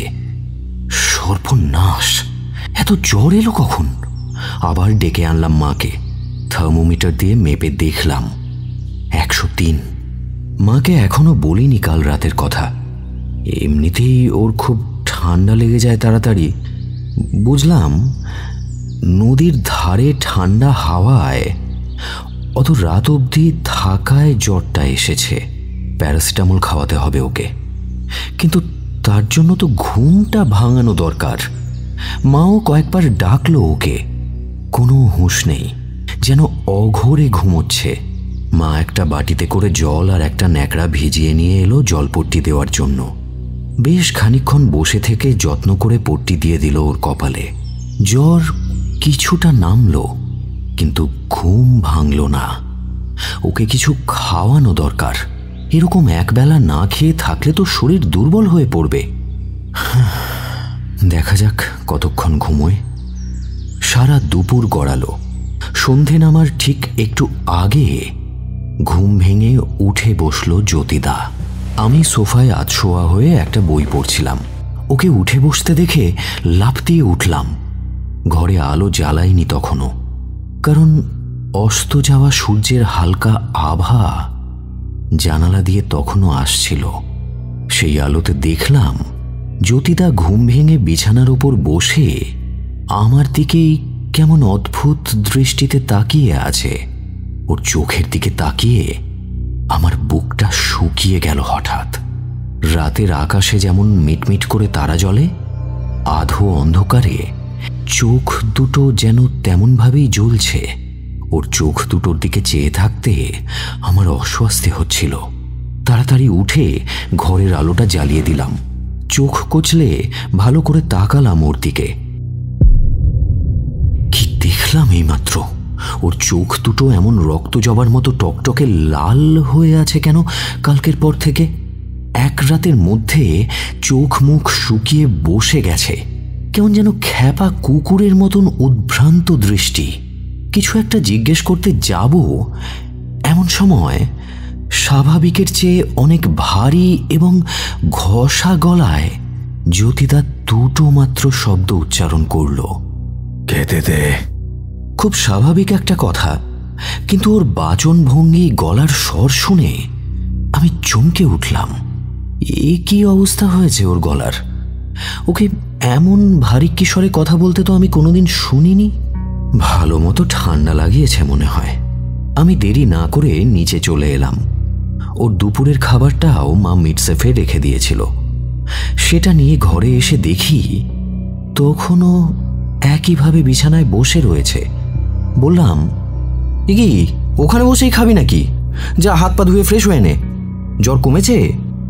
উত্তরে ও কিছু না বলে যেটা করল সেটা একেবারেই আশা করিনি। বিছানার কাছেই আমি দাঁড়িয়েছিলাম। প্রথমে উঠে ছোঁ মেরে আমার হাত থেকে খাবারের থালাটা কেড়ে নিল। তারপর সব শুদ্ধ একসাথে মেখে খুব বিশ্রীভাবে চটকে একতলা ভাত মুখের মধ্যে ঢোকালো। 2-3 বার এভাবেই গ্রাস নিয়ে খেলো। বিছানার মধ্যে ছড়িয়ে ছিটিয়ে ভাত পড়ল খানিকটা। তারপর থালাটা ফিরিয়ে দিল আমার হাতে। পুরোটা না খেয়েই বুঝলাম খাওয়ার রুচি নেই। মুখ তেতো হয়ে গিয়েছে হয়তো জ্বরে। খেয়ে হাত না ধুয়েই আবার শুয়ে পড়তে যাচ্ছিল। আমি বাধা দিলাম। একটা বাটিতে করে জল এনে হাত মুখ ধুইয়ে দিলাম ওর। তারপর আবার নাক ডাকিয়ে ঘুম। আমার কেন জানি না মনে হচ্ছিল জ্যোতিদার শরীরে হঠাৎ একসাথে অনেকগুলো রোগ বাসা বেঁধেছে। শুধুমাত্র জ্বর বা পেট খারাপে নয়, যেটুকু সময় জেগেছিল ভীষণ রকমের অসুস্থ আর ক্লান্ত মনে হচ্ছিল ওকে। আরও একটা ব্যাপার মনে উকি দিয়ে যাচ্ছিল বারবার। জ্যোতিদা হয়তো ভয় পেয়েছে। ওর চোখ দুটো সেই কথাই বলছিল। জানি না মনের ভুল কিনা, কিন্তু ওর জন্য আমার উদ্বেগ এবার বাড়তে আরম্ভ করল। মা বেশ কয়েকবার এসে ইতিমধ্যে খোঁজ নিয়ে গেছে। রাতেও কিছু খেলো না জ্যোতিদা। আমিও ওকে আর ডাকলাম না। খাওয়া সেরে ঘুমিয়ে পড়লাম ওর পাশে। অনেক রাতে ঘুম ভাঙল মেঘের গর্জনের আওয়াজে। আমার ঘরের জানালার পাল্লাগুলো বাড়ি খাচ্ছে হাওয়ায়। ঘুম ভেঙে উঠে বসলাম বিছানায়। এ কি, আমার ঘরের দরজা হাট করে খোলা। রাজ্যের ধুলোবালি আছড়ে পড়ছে খোলা দরজা জানালা দিয়ে। দরজা খুলল কে? পাশ ফিরে চাইতেই অবাক হয়ে গেলাম। জ্যোতিদার জায়গাটা ফাঁকা। প্রাথমিকভাবে মনে হলো সে হয়তো টয়লেটে গিয়েছে। তাড়াতাড়ি করে উঠে পড়লাম। জানালার পাল্লাগুলো আটকে দিলাম আগে। তারপর টয়লেটের সামনে গিয়ে দেখি সেখানে কোনো আলো জ্বলছে না। দরজা বাইরে থেকেই ছিটকিনি দেওয়া। এবার আমার অস্বস্তি বাড়তে লাগলো, সেই সঙ্গে দুশ্চিন্তাও। কোথায় গেল জ্যোতিদা? ওপরতলা তন্ন তন্ন করে খুঁজেও কোথাও পেলাম না। ছাদে গেলাম। হু হু করে ঝোড়ো হাওয়া আছড়ে পড়ল আমার ওপর, কিন্তু জ্যোতিদা কোথাও নেই। পরক্ষণেই মনে হলো হয়তো খিদে পেয়েছে, কিছু খেতে নিচে গিয়েছে। তাড়াতাড়ি করে দুধাপ করে লাফিয়ে সিঁড়ি পার হয়ে নিচে নেমে এলাম। ডাইনিং রুমে নেই, বসার ঘরে নেই। আর দুটো ঘর মায়ের এবং ঠাকুমার, আর একটা ঘর বন্ধ, কোথাও নেই। সারা বাড়িতে জ্যোতিদা কোথাও নেই। কি মনে হতে বারান্দায় এলাম। যা ভেবেছি তাই, বাড়ির সদর দরজা খোলা। বিন্দুমাত্র সময় নষ্ট করলাম না আমি। কোনো শব্দ না করে একটা ছাতা নিয়ে সেই ঝড়ঝাপটার মধ্যেই রাস্তায় বেরিয়ে পড়লাম। আমার অবচেতন মন জানে জ্যোতিদা কোথায় গেছে। আকাশে সাপের জিভের মতো লকলক করে উঠছে বিদ্যুতের ঝলক। শুকনো পাতা ধুলোবালি আছড়ে পড়ছে আমার মুখে চোখে, আর আমি উন্মাদের মতো দৌড়চ্ছি নদীর ঘাটের দিকে।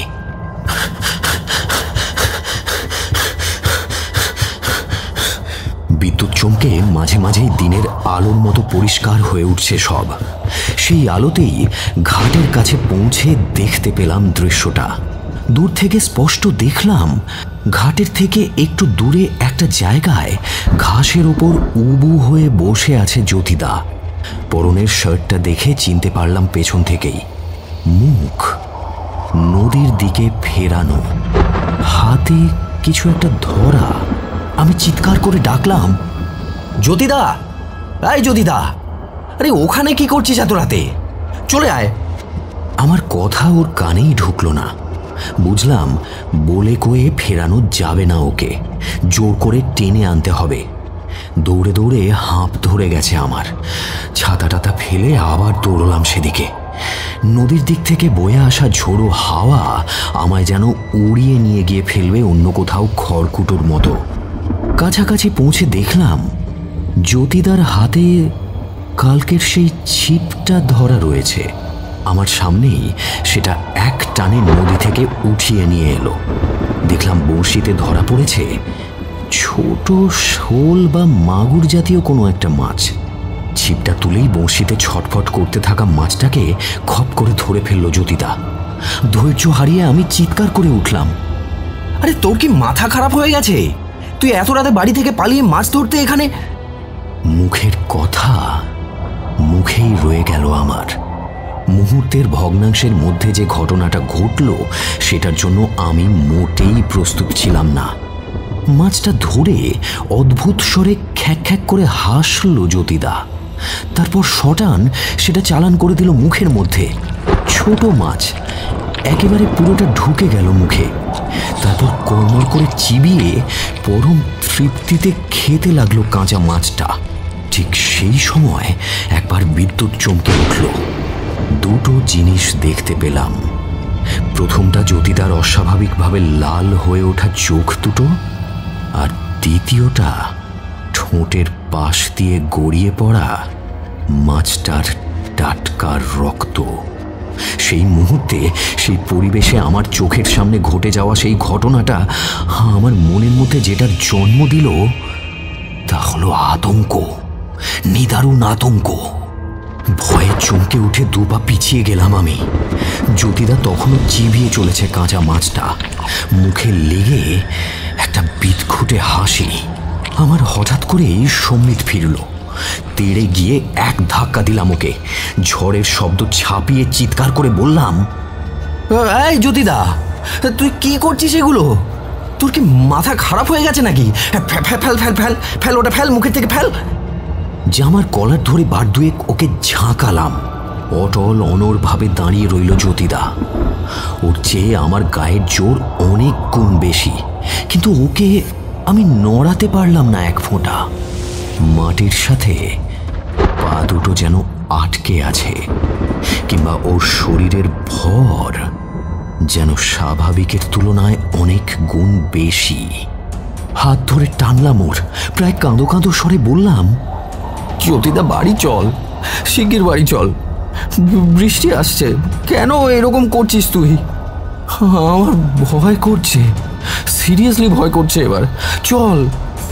হঠাৎ একটা বেদম কাশি দিয়ে মাটির ওপর বসে পড়ল জ্যোতিদা। কাশতে কাশতে চোখ উল্টে গেল ওর। তারপর বমি করে ফেললো যা খেয়েছিল সব। বেড়াল কাঁটাওয়ালা কাঁচা মাছ খেয়ে হজম করতে না পেরে যেমন বমি করে তেমন। গলা চিরে গেল ওর। মাথা চেপে ধরে মাটির ওপর বসে রইল কিছুক্ষণ। তারপর হঠাৎ পরিচিত কণ্ঠস্বরে বলে উঠল, কুন্তল, হে কুন্তল, আমাকে বাড়ি নিয়ে চল, তাড়াতাড়ি চল, আমি বাড়ি যাব। একের পর এক ভয়াবহ ঘটনার অভিঘাতে আমি ভয়ে আতঙ্কে বিস্ময়ে মূর্তির মতো হয়ে গিয়েছিলাম। ওর এই কথায় যেন আমার টনক নড়ল। এক হাত ধরে মাটি থেকে টেনে তুললাম ওকে। তারপর আমার কাঁধে ভর করিয়ে ধরে ধরে নিয়ে চললাম বাড়ির দিকে। বৃষ্টি তখনও নামেনি, কিন্তু প্রলয়ঙ্কর ঝড় শুরু হয়েছে। নদীর ঘাট থেকে রাস্তাটা ধরার সময় অজান্তেই আমার চোখ চলে গেল কিছু দূরে বট গাছের তলায় মাসান ঠাকুরের থানের দিকে। বিদ্যুতের আলোয় দুবার দিনের আলোর মতো পরিষ্কার হয়ে উঠল জায়গাটা। এই প্রথমবারের জন্য আমার মনের ভেতর থেকে কে যেন বলতে লাগলো, জ্যোতিদার এই অস্বাভাবিক আচরণ, এই হঠাৎ করে শরীর খারাপ, এগুলোর সাথে কালকে রাতের বেয়াদবিটার কোনো না কোনো একটা যোগ আছে। কিছু একটা বুঝেও যেন বুঝে উঠতে পারছিলাম না। অন্ধকার বটগাছ তলায় লাল বেদিটার দিকে তাকিয়ে থাকতে পারলাম না। একটা অজানা অনুভূতি সেখান থেকে উঠে এসে আমার মনের মধ্যে দখল নিতে চাইছিল। সেই অনুভূতির নাম ভয়।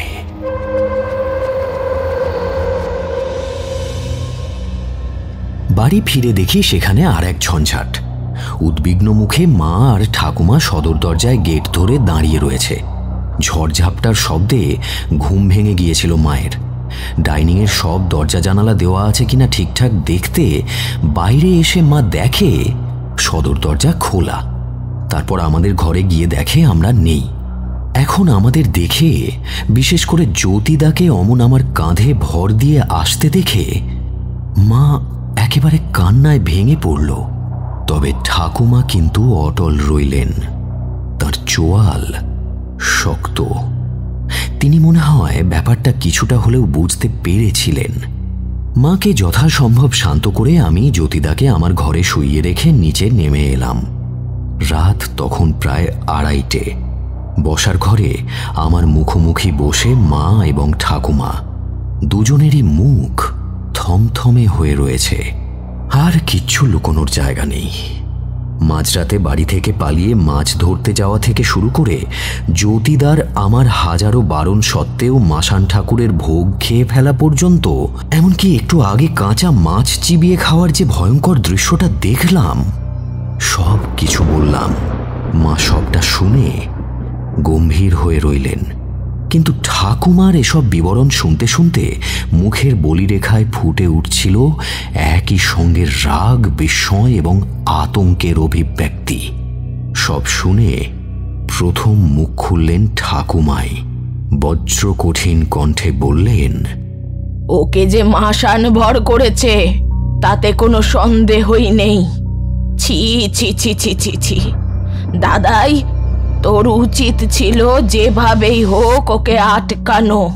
তোরা আজকালকার ছেলে মেয়েরা নিয়ম কানুন কিচ্ছু মানিস না। এবার এই জল কত দূর গড়ায় তা কেউ জানে না। কি যে সর্বনাশ হবে এবার তা মদন মোহনই জানে। আমি বাধা দিয়ে মিনমিন করে বলে উঠলাম, ঠাকুমা, অন্য কোনো রোগও তো হতে পারে যার কারণে এমন অস্বাভাবিক আচরণ করছে জ্যোতিদা। তাছাড়াও তুই চুপ কর দাদাই। তোর থেকে 10টা হলেও দুর্গা পুজো বেশি দেখেছি আমি। আমার সঙ্গে ঠেঁটা তর্ক করিস না। চোখ লাল হয়ে যাওয়া, রাত বিরেতে মাছ ধরতে বেরিয়ে যাওয়া, তারপর কাঁচা মাছ চিবিয়ে খাওয়া, এগুলো সব মাসানে ধরার লক্ষণ। ও ছেলেকে ঘরের মধ্যে তালা বন্ধ করে রাখ, কোথাও বেরোতে দিবি না। কাল সকাল হলেই আমি সত্যকে ডেকে আনছি। ও যা বিধান দেবে তাই হবে। এ ব্যাপারে আমি আর একটা কথাও শুনতে চাই না। অঘটন যা ঘটানোর ঘটিয়ে ফেলেছ। এবার আমি যা বলবো তাই চুপচাপ শুনবে। আবারও মৃদু প্রতিবাদ করার চেষ্টা করলাম আমি। কি বলছো বলো তো ঠাকুমা তুমি? ওর শরীর খারাপ হয়েছে, ওকে এখন ডাক্তার দেখানো দরকার। তা না করে তুমি এসব কুসংস্কারের লেজ ধরে বসে থাকবে? ঠাকুমা আমার সাথে আর বাক্য ব্যয় না করে সোজা মায়ের দিকে তাকিয়ে বললেন, দেখো বৌমা, ছেলেকে যা বোঝানোর বুঝিয়ে দাও। আমি শুতে যাচ্ছি, আমার ভোরে উঠতে হবে। আর হ্যাঁ, ওই ছেলে যেন কোনোভাবেই দোতলা থেকে নিচে না আসে। আর দাদাইকে তোমার সাথে নিয়ে ঘুমাও, ওকে ওর কাছে যেতে দেবে না। মা অসহায়ভাবে আমার দিকে তাকালেন। মায়ের হয়েছে মহাজ্বালা। না পারেন শাশুড়ির সংস্কারকে ছুঁড়ে ফেলতে, না পারেন এসব কুসংস্কারকে পুরোপুরি প্রশ্রয় দিতে। আমি বিরক্ত হয়ে উঠে চলে আসতে যাচ্ছিলাম, মা খুব ক্লান্ত স্বরে আমাকে ডেকে বললেন, বাবু, তুই আমার কাছে এসে ঘুমো। ঠাকুমার অন্তত এই কথাটুকু শোন, অশান্তি বাড়াস না। আর আমার আর ভালো লাগছে না রে। জ্যোতিদার শরীরটা ভালো নেই মা, ওর তো রাত্রে আমাকে দরকার হতে পারে। আর আমি এখন ওর সাথে না থাকলে। মা আর বাধা দিলেন না আমায়। আমি সিঁড়ি বেয়ে ওপরে উঠে এলাম। ঘরের দরজা খুলে দেখি জ্যোতিদা ঘুমোচ্ছে। বেচারার জন্য খারাপই লাগছে এবার আমার বিজ্ঞানসম্মত মন মানতে চাইছে না ঠাকুমার অযৌক্তিক কথাবার্তা। এদিকে কেন কাল রাতের পর থেকে এমন সব হাড়হিম করা ঘটনাগুলো ঘটে চলেছে সেটাও বুঝে উঠতে পারছি না। অসম্ভব এক দোলাচলে ভুগছি আমি। কিন্তু যাই হোক, যে ভোগান্তি, যে শাস্তি জ্যোতিদা ভোগ করছে তা সত্যি আর চোখে দেখা যাচ্ছে না। কেন জানি না খাটে উঠে ওর পাশে শুয়ে ঘুমোতে ইচ্ছে করল না। দরজার সামনে একটা আরাম কেদারা টেনে বসলাম যাতে ও আর বের হতে না পারে। শুয়ে কখন ঘুমিয়ে পড়েছিলাম জানি না, কিন্তু ভোর রাতের দিকে ভয়ঙ্কর চিৎকারে ঘুমটা ভেঙে গেল আমার। আচমকা বিকট শব্দে ঘুম ভাঙলে বুক যেমন ধরফর করে ওঠে, টের পেলাম আমার বুকে যেন হাঁপড় পড়ছে। জ্যোতিদা হঠাৎ ঘুম ভেঙে উঠে বসে তারস্বরে চিৎকার করছে। কারাগারের বন্দীকে তেতে ওঠা লোহার শিক দিয়ে পেটালে যেভাবে চিৎকার করত, ঠিক সেইভাবে চিৎকার করছে জ্যোতিদা। অসহ্য যন্ত্রণায় ঠেলে বেরিয়ে আসছে ওর লালচে হয়ে যাওয়া চোখ দুটো। আমি ক্ষণিকের জন্য কিংকর্তব্য বিমূঢ় হয়ে গেলাম সেই দৃশ্য দেখে। এত জোরে চিৎকার করছে যে আরেকটু হলেই ভোকাল কর্ডটাই ছিঁড়ে যাবে। আমার হাত পা অসাড় হয়ে গিয়েছে। কিছু বোঝার আগেই দরজায় পরপর করাঘাত হলো 3-4 বার। তাতে আমার হুঁশ ফিরল। লাফিয়ে উঠে দরজাটা খুলে দিলাম। মা! চিৎকার শুনে তারও ঘুম ভেঙে গিয়েছে।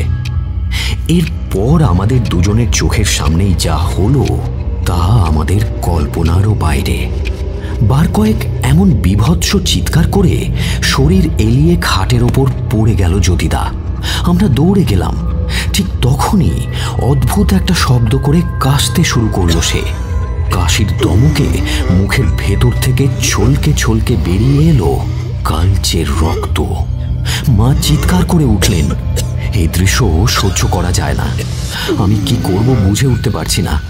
হঠাৎ কি মনে করে জ্যোতিদাকে তুলে সোজা করে বসিয়ে দিলাম বালিশে পিঠ হেলান দিয়ে।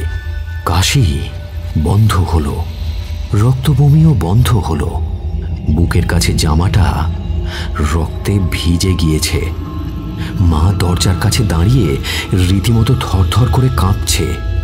ওর গা থেকে চাদরটা ওঠাতে গিয়ে আর একটা নতুন জিনিস আবিষ্কার করলাম। জ্যোতিদার প্যান্টের খানিকটা অংশ আর বিছানার সাদা চাদর ভিজে গিয়েছে কোনো এক তরলে। জ্যোতিদা প্রস্রাব করে ফেলেছে, কিন্তু রংটা এমন হালকা লাল কেন? অনেকটা জলের মধ্যে 2-3 ফোঁটা আলতা ফেলে দিলে যেমন রং হয় তেমনি। সর্বনাশ, প্রস্রাবের সাথে রক্ত পড়ছে। এবার আমার সত্যি সত্যিই ভয় হলো। ছেলেটার কি হলো এখানে এসে? জ্যোতিদা, জ্যোতিদা, কি সমস্যা হচ্ছে তোর? বল বল বল, আমাকে বল। কোথায় কোথায় কোথায় কষ্ট হচ্ছে শরীরের? হ্যাঁ? জ্যোতিদা ফ্যাল ফ্যাল করে আমার মুখের দিকে চেয়ে রইল। চোখের রং এতটা লাল যে দেখে মনে হচ্ছে যেন চোখের 2 কোণের শিরা ছিঁড়ে গিয়েছে। মা এগিয়ে এলেন। এবার দুজনে মিলে ধরাধরি করে জ্যোতিদাকে দাঁড় করালাম। হাতে পায়ে কোনো জোর নেই ওর। 2 দিনের মধ্যে শুকিয়ে কঙ্কাল হয়ে গিয়েছে, দাঁড়াতে পারছে না ঠিক করে। বিছানা পরিষ্কার করে নতুন মাদুর পেতে ওর জামা কাপড় চেঞ্জ করিয়ে যখন শোয়ালাম, তখন বাইরে পাখি ডাকতে আরম্ভ করেছে। আরাম কেদারার ওপর বসে থাকতে থাকতে ঝিম এসে গিয়েছিল। পরপর 3 রাত ঠিক করে ঘুম নেই। শরীর মন ক্লান্ত, তার উপর দুশ্চিন্তা। ঘুমটা ভাঙল ঠাকুমার ডাকাডাকিতে। দরজা খুলে দিয়ে দেখি ঠাকুমার সঙ্গে দাঁড়িয়ে রয়েছে আর একজন, সত্যব্রত রাজবংশী। আমায় প্রায় ঠেলে সরিয়ে দিয়ে ঠাকুমা লোকটাকে নিয়ে ঢুকে পড়ল ঘরে। ভীষণ বিরক্ত হলাম সকালবেলা এই অযাচিত অত্যাচারে। ঠাকুমা লোকটাকে উদ্দেশ্য করে বললেন, দেখো তো সত্য, কি বুঝছো? মাথা গরম হয়ে গেলেও কিচ্ছু বলতে পারলাম না। চুপচাপ ঘরের কোণে দাঁড়িয়ে রইলাম মূর্তির মতো। সত্যব্রত সবজান্তার মতন বিছানার ওপর ঝুঁকে পড়ে ঘুমন্ত জ্যোতিদার গা হাত পা টিপে টিপে দেখতে আরম্ভ করল। তারপর চোখের পাতা টেনে ধরে দেখতেই যেন শিউরে উঠল লোকটা। উঠে দাঁড়িয়ে বলল, মা ঠাকুর, নিচে চলেন, কথা আছে। ঠাকুমার ইশারায় আমাকেও নেমে আসতে হলো ওদের সঙ্গে। বসার ঘরে এসে বসলাম আমরা। কোনো গৌরচন্দ্রিকা না করে সত্যব্রত সোজাসুজি আমায় প্রশ্ন করল, খোকা বাবু, মা ঠাকুরের মুখ থেকে মই অনেকটাই শুনছি, কিন্তু তুই ওর সঙ্গে ছিলা, তুই আরো ভালো জানবা। সবটা বলো তো আমারে, কিছু বাদ দেওয়া না, কেমন? এই আচ্ছা জ্বালা হলো তো। সবাইকে ধরে ধরে ফিরিস্তি দিতে দিতে কাহিল হয়ে যাচ্ছি। এদিকে জ্যোতিদার কোনো চিকিৎসা হচ্ছে না। এসব বুজরুকির পেছনে সময় নষ্ট করার আমার বিন্দুমাত্র ইচ্ছে নেই, কিন্তু ঠাকুমার চোখ রাঙানিকে উপেক্ষা করতে পারলাম না। অগত্যা বলতে হলো আবার সব কেঁচে গন্ডুস করে। সত্য সবটা মন দিয়ে শুনল।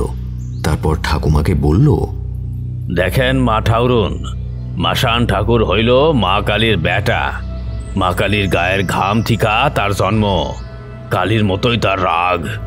তারে নিয়ে ছেলে খেলা করলে তার মাসুল দিতে হয়। আর তাছাড়াও ওই ছেলে যা করেছে তা পাপের থিকাও বেশি।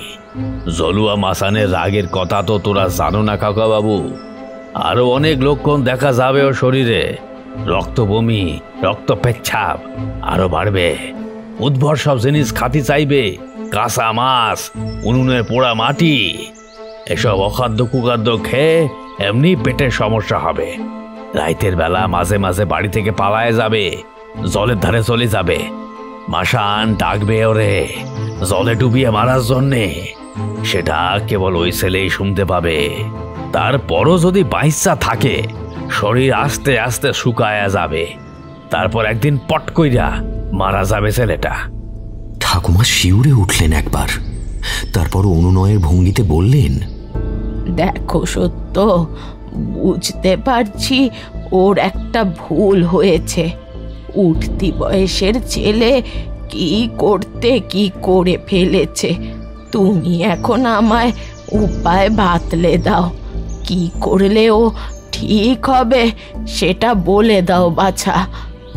আমি এবার উঠে দাঁড়িয়ে বললাম, একটাই উপায়, ওকে ভালো করে চিকিৎসা করাতে হবে।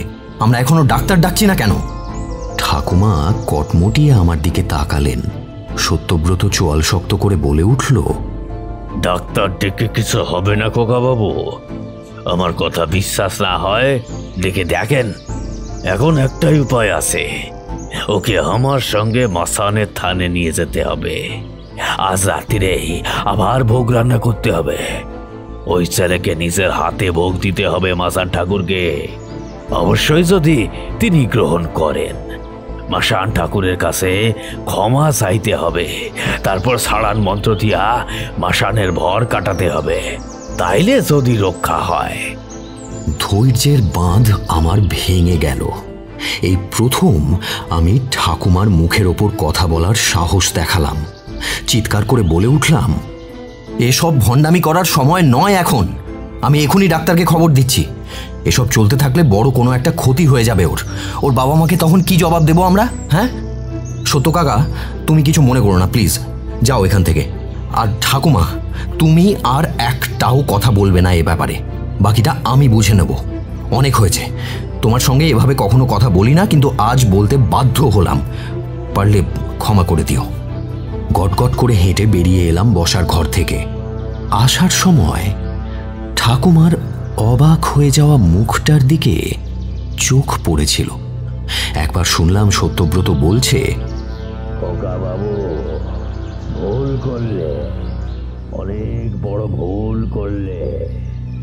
ওর কথায় কোনো রকম কর্ণপাত না করে সোজা ওপরে উঠে এলাম। জ্যোতিদার যা অবস্থা, ওকে এখন হাসপাতালে অ্যাডমিট করলেই ভালো হতো, কিন্তু হাসপাতাল বলতে সেই কোচবিহার বা আলিপুরদুয়ার টাউনে। খুব একটা ক্রিটিক্যাল কন্ডিশন তো না। আগে ডাক্তারকেই ডাকা যাক না। আমাদের পারিবারিক ডাক্তার দীপাঞ্জন বর্মনকে ফোন করলাম। বাজারের কাছেই থাকেন ভদ্রলোক, আসতে বেশি সময় লাগবে না। ফোনেই সংক্ষেপে বলে দিলাম জ্যোতিদার অবস্থার কথা। আজ সকাল থেকে মুষলধারে বৃষ্টি শুরু হয়েছে। রাস্তাঘাট জনমানবহীন, প্রকৃতি কুহেলিকাময়। আধ ঘন্টার মধ্যেই এসে যাওয়ার কথা ডাক্তারের, কিন্তু প্রায় 1 ঘন্টার মাথায় এসে হাজির হলেন তিনি। পুঙ্খানুপুঙ্খভাবে সব শুনে নিলেন আমার কাছে। সব শুনে আর রোগীকে দেখে যা কনক্লুশন দিলেন তা হলো এই যে নদীর ধারে জলো হাওয়া লেগে জ্বরটা এসেছে, আর খোলা আঢাকা খাবার খাওয়ার জন্য সম্ভবত ফুড পয়জন হয়েছে, তাই রক্ত বমি হচ্ছে। আর শরীরে এতগুলো সমস্যা একসাথে দেখা দেওয়ার কারণে মুড সুইং থেকে সম্ভবত চেঁচামেচি করছে জ্যোতিদা। তাকে এও জানালাম যে 2 দিন ধরে জ্যোতিদা ঠিকমতো কিছু খায়নি। ডক্টর বর্মন 2টো ইঞ্জেকশন দিয়ে স্যালাইনের চ্যানেল করে দিয়ে চলে গেলেন, সঙ্গে কিছু ওষুধপত্রও লিখে দিলেন। যাওয়ার সময় বলে গেলেন জ্যোতিদাকে চোখে চোখে রাখতে এবং অবস্থার উন্নতি না হলে তাকে ফোন করতে। তিনি কালকে আবার আসবেন। খানিকটা আশ্বস্ত হলাম আমি। ডাক্তারবাবু চলে যাওয়ার পর জ্যোতিদার পাশে বসে মনে হলো আগের তুলনায় ও কিছুটা সুস্থ, কিন্তু তখনও গভীর ঘুমে আচ্ছন্ন। মাথার ওপর অসহ্য চাপ গেছে এই 2 দিন। এই ঠাকুমা, সত্যব্রত, এখানকার স্থানীয় কুসংস্কারগ্রস্ত লোক, এদের যত বদ্ধমূল কুসংস্কার এতদিন আমার মনের ওপর একটা কুপ্রভাব ফেলেছিল। ডক্টর বর্মনের দেওয়া আশাতে অনেকটা চিন্তামুক্ত হলাম আমি। খিদে পেয়েছে খুব। নিচে নামতে নামতে শুনলাম ঠাকুমার সাথে মায়ের একজোট কথা কাটাকাটি হচ্ছে, সম্ভবত আমাকে নিয়েই। সারা সকাল স্যালাইন টানার পর দুপুরের দিকে মনে হয় খানিকটা স্বাভাবিক হয়েছিল জ্যোতিদা। সকাল থেকে আর কোনো উপসর্গ হয়নি। ইতিমধ্যে আর এক কাণ্ড হয়েছে। ঠাকুমা কোচবিহারে তার এক বোনের বাড়ি চলে গিয়েছেন মায়ের ওপর একচোট চেঁচামেচি করে। যাওয়ার আগে বলে গিয়েছেন কোনো রকম দুর্ঘটনা ঘটলে তাকে যেন দায়ী না করা হয়। হাঁপ ছেড়ে বেঁচেছি আমি।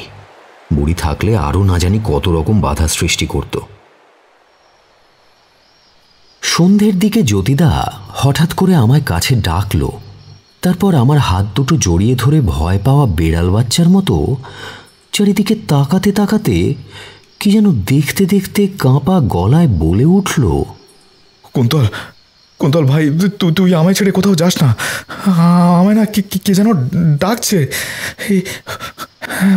ওই তো আশেপাশে কোথাও আছে। আমায় ডাকছে, আমাকে ডেকে নিয়ে যাবে নদীর ধারে। তুই আমায় ছেড়ে যাস না কোথাও। বুঝলাম ওষুধ কাজ করছে, তবে ধীরে ধীরে। জ্বরের ঘোরে প্রলাপ বকাটা এখনো বন্ধ হয়নি। ওকে আশ্বস্ত করে বললাম, কেউ ডাকছে না তোকে, কোনো ভয় নেই তোর। আমি এই ঘরেই আছি, কোথাও যাব না, কেমন? তুই রেস্ট নে। জ্যোতিদার ঠোঁটগুলো হাত দুটো অসম্ভব রকমের কাঁপছে দেখলাম। চোখে ত্রস্ত দৃষ্টি। মনে হলো কিছু হ্যালিউসিনেট করছে, তাই এত ভয় পাচ্ছে। আবার বলে উঠল, কুন্তল, এই কুন্তল, তুই কিন্তু কোথাও যাস না রে। তুই এই ঘরেই থাক। হ্যাঁ, এই ঘরেই থাক, কোথাও যাস না। আরে কোথাও যাব না আমি এখানেই আছি। তুই নিশ্চিন্তে ঘুম দে তো, তাড়াতাড়ি সেরে ওঠ। দেখ তো তোর জন্য আমাদের কত রকমের প্ল্যান এখনো থমকে আছে। অল্প হেসে পরিবেশটা হালকা করার চেষ্টা করি, কিন্তু মনের কোণে আবার সেই খচখচানিটা দোলা দিয়ে ওঠে। সকালবেলা সত্যব্রত বলছিল না মাসান ওকে ডাকবে জলে ডুবিয়ে মারার জন্য, আর সে ডাক কেবল ওই ছেলেই শুনতে পাবে। আবার সেই উদ্ভট চিন্তাভাবনা। মাথা ঝাঁকিয়ে তাড়ালাম ওগুলোকে। কি সব ভাবছি আমি। ওষুধ পড়েছে, জ্যোতিদা খুব শিগগিরই সুস্থ হয়ে উঠবে। এখন ওর দরকার কঠোর পরিচর্যা। স্কুল থেকে আসার পর সারা সন্ধে মা আমাদের ঘরেই কাটালো। বড় মাসি চিন্তা করবে বলে মা বা আমি কেউই তাকে কিছু জানাইনি জ্যোতিদার অবস্থার কথা। কয়েক রাত পরপর ঠিক করে ঘুম হয়নি, তাই রাতে তাড়াতাড়ি খেয়ে শুয়ে পড়লাম। তবে জ্যোতিদার হাতে স্যালাইনের চ্যানেল করা আছে বলে ওর বিছানায় শুলাম না। খাটটা যদিও অনেক বড়, তবু আমি ওই ঘরেই সোফায় শুয়ে পড়লাম।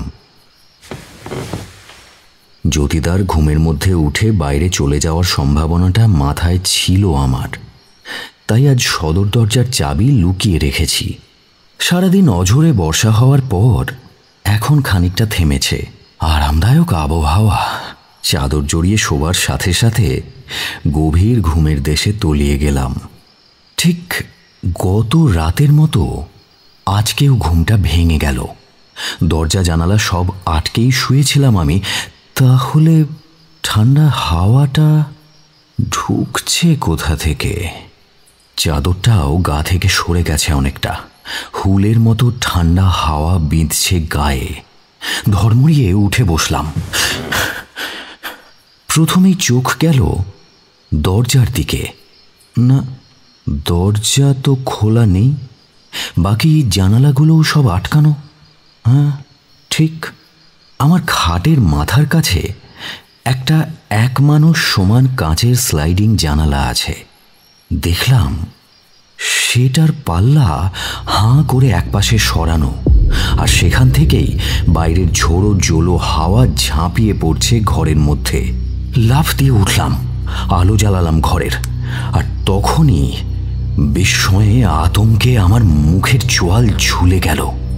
স্যালাইনের চ্যানেল খোলা, বিছানা ফাঁকা। জ্যোতিদা নেই, পালিয়েছে, আবার পালিয়েছে। কিন্তু এবার কোথা দিয়ে পালালো? খোলা জানালার পাল্লার ওপর প্রায় ঝাঁপিয়ে পড়লাম। হ্যাঁ, এখান থেকে দিব্যি একটা মানুষ গলে যেতে পারে। নিচেই বাগান, তারপরেই অনুচ্চ পাঁচিল। পালানো এই পথ দিয়ে কোনো ব্যাপারই নয়। কিন্তু এত উঁচু থেকে অবাক হয়ে দেখলাম জ্যোতিদার গায়ের কাঁথাটা বিশাল মোটা একটা সাপের মতো জানালা থেকে নিচের দিকে ঝুলে রয়েছে। সর্বনাশ! আমার মাথাটা হঠাৎ শূন্য লাগতে আরম্ভ করেছে। কয়েক সেকেন্ড কিংকর্তব্য বিমূঢ়ের মতো দাঁড়িয়ে রইলাম। তারপর এক বিন্দু সময় নষ্ট না করে দরজা খুলে একটা বড় এভারেডিড টর্চ নিয়ে দৌড়লাম। রাত কত হবে জানি না, দেখার সময়ও পাইনি। সদর দরজা সাবধানে খুলে বেরিয়ে ঊর্ধ্বশ্বাসে ছুট লাগালাম নদীর ঘাটের পানে। বৃষ্টিতে রাস্তাঘাট পিছল হয়ে রয়েছে, উন্মাদের মতো দৌড়চ্ছি আমি। খানাখন্দে জমে থাকা জলের মধ্যে পা ঢুকে যাচ্ছে, আছাড় খেয়ে পড়ার উপক্রম হচ্ছে মাঝে মাঝে, তবু থামছি না।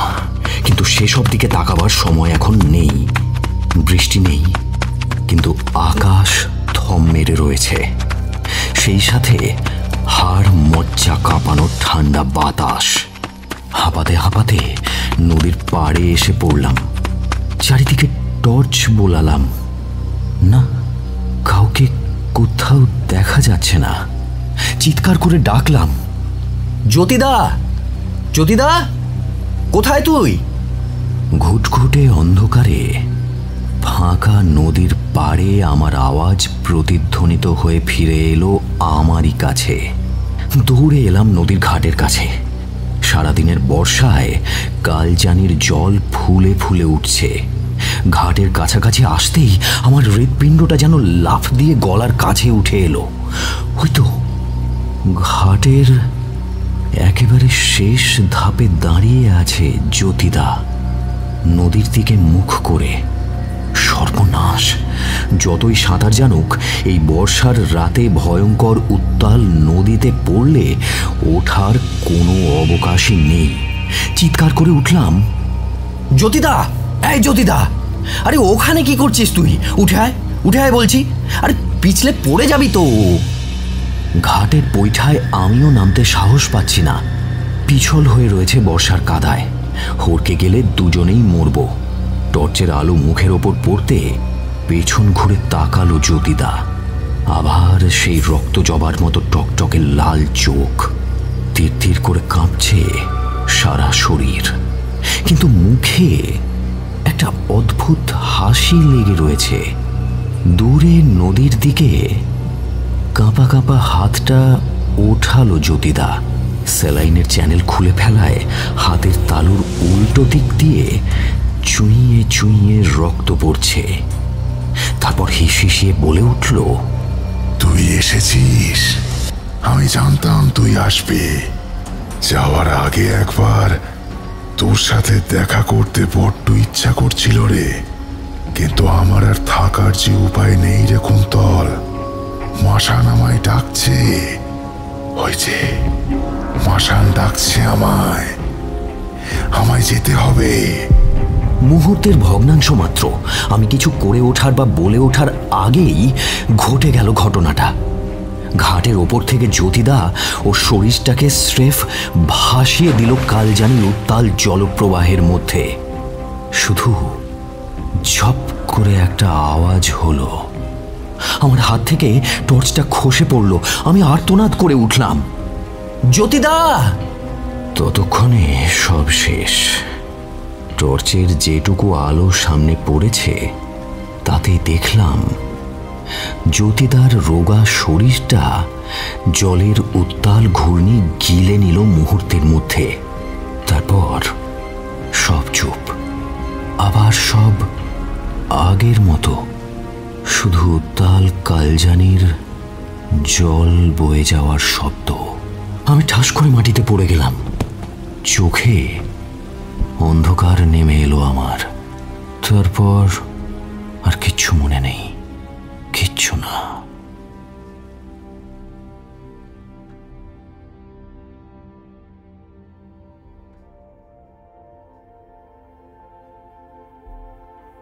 কলকাতায় চলে এসেছি প্রায় 1 মাস হলো।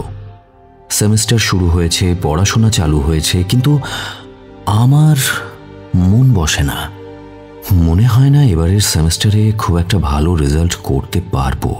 তবে মাস্টার্স শেষ হলেও আর বাড়ি ফিরে যাওয়ার ইচ্ছে নেই আমার। চিরকালের মতো মন বিষিয়ে গিয়েছে ওই জায়গাটার প্রতি।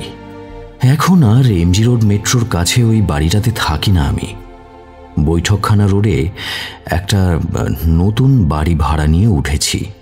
ওই বাড়িটা আমায় জ্যোতিদার কথা মনে করাতো। সেই রাতে সেই ঘটনার পর আমার জ্ঞান যখন ফিরেছিল তখন ফুটফুটে দিনের আলো চারিদিকে, রোদ উঠেছিল, কিন্তু তার উষ্ণতা আমার বা আমাদের বাড়ির কারোর মনকে স্পর্শ করতে পারেনি।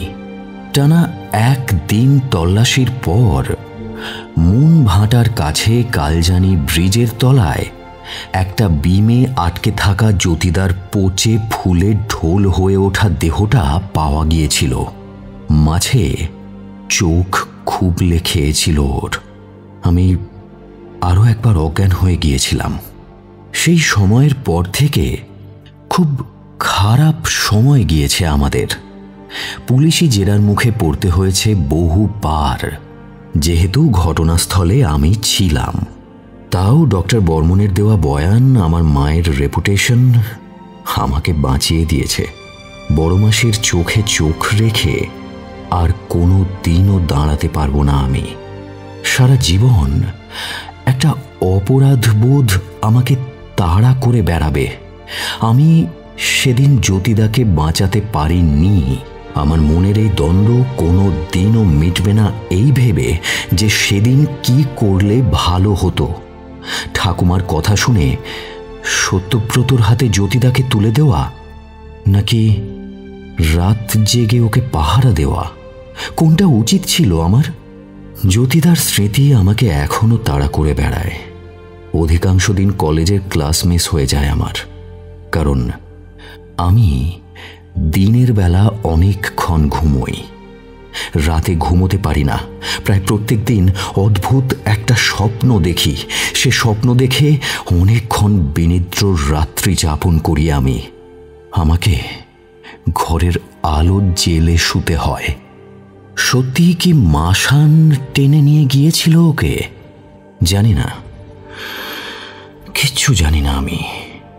কিন্তু রাতে দু চোখের পাতা এক করলেই আমি দেখতে পাই কুচকুচে কালো গভীর জলরাশি, আর সেই অতল গভীরে হাত পা ছুঁড়তে ছুঁড়তে তলিয়ে যাচ্ছে জ্যোতিদা।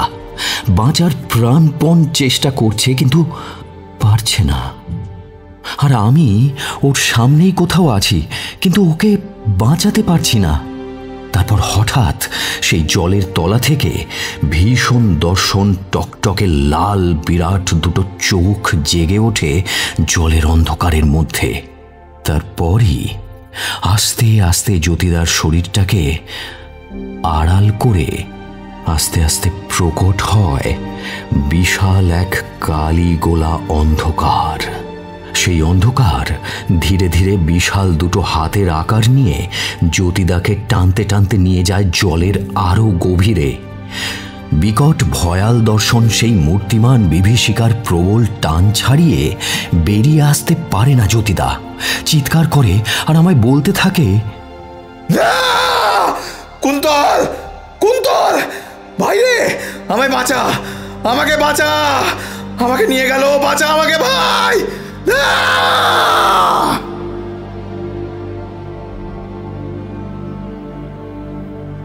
শেষ হলো আজকের গল্প মাসান ঠাকুরের ভোগ। Narration and Kuntal, Sandeep Banerjee. জ্যোতির্ময়ের চরিত্রে স্নেহাদ্রি, মা এবং ঠাকুমার চরিত্রে Barsha, Satyabrata, Partha. Direction and soundscape by Bipul. Scripted by Soheli Mondal. Poster design Rounak Mondal. গল্পের সূত্রধার আমি শুভঙ্কর। ফিরে আসবো আরও একটি অভিনব গল্প নিয়ে, তাই কান রাখুন শুধু গল্পের জন্য ইউটিউব চ্যানেলে। ধন্যবাদ। শুভরাত্রি।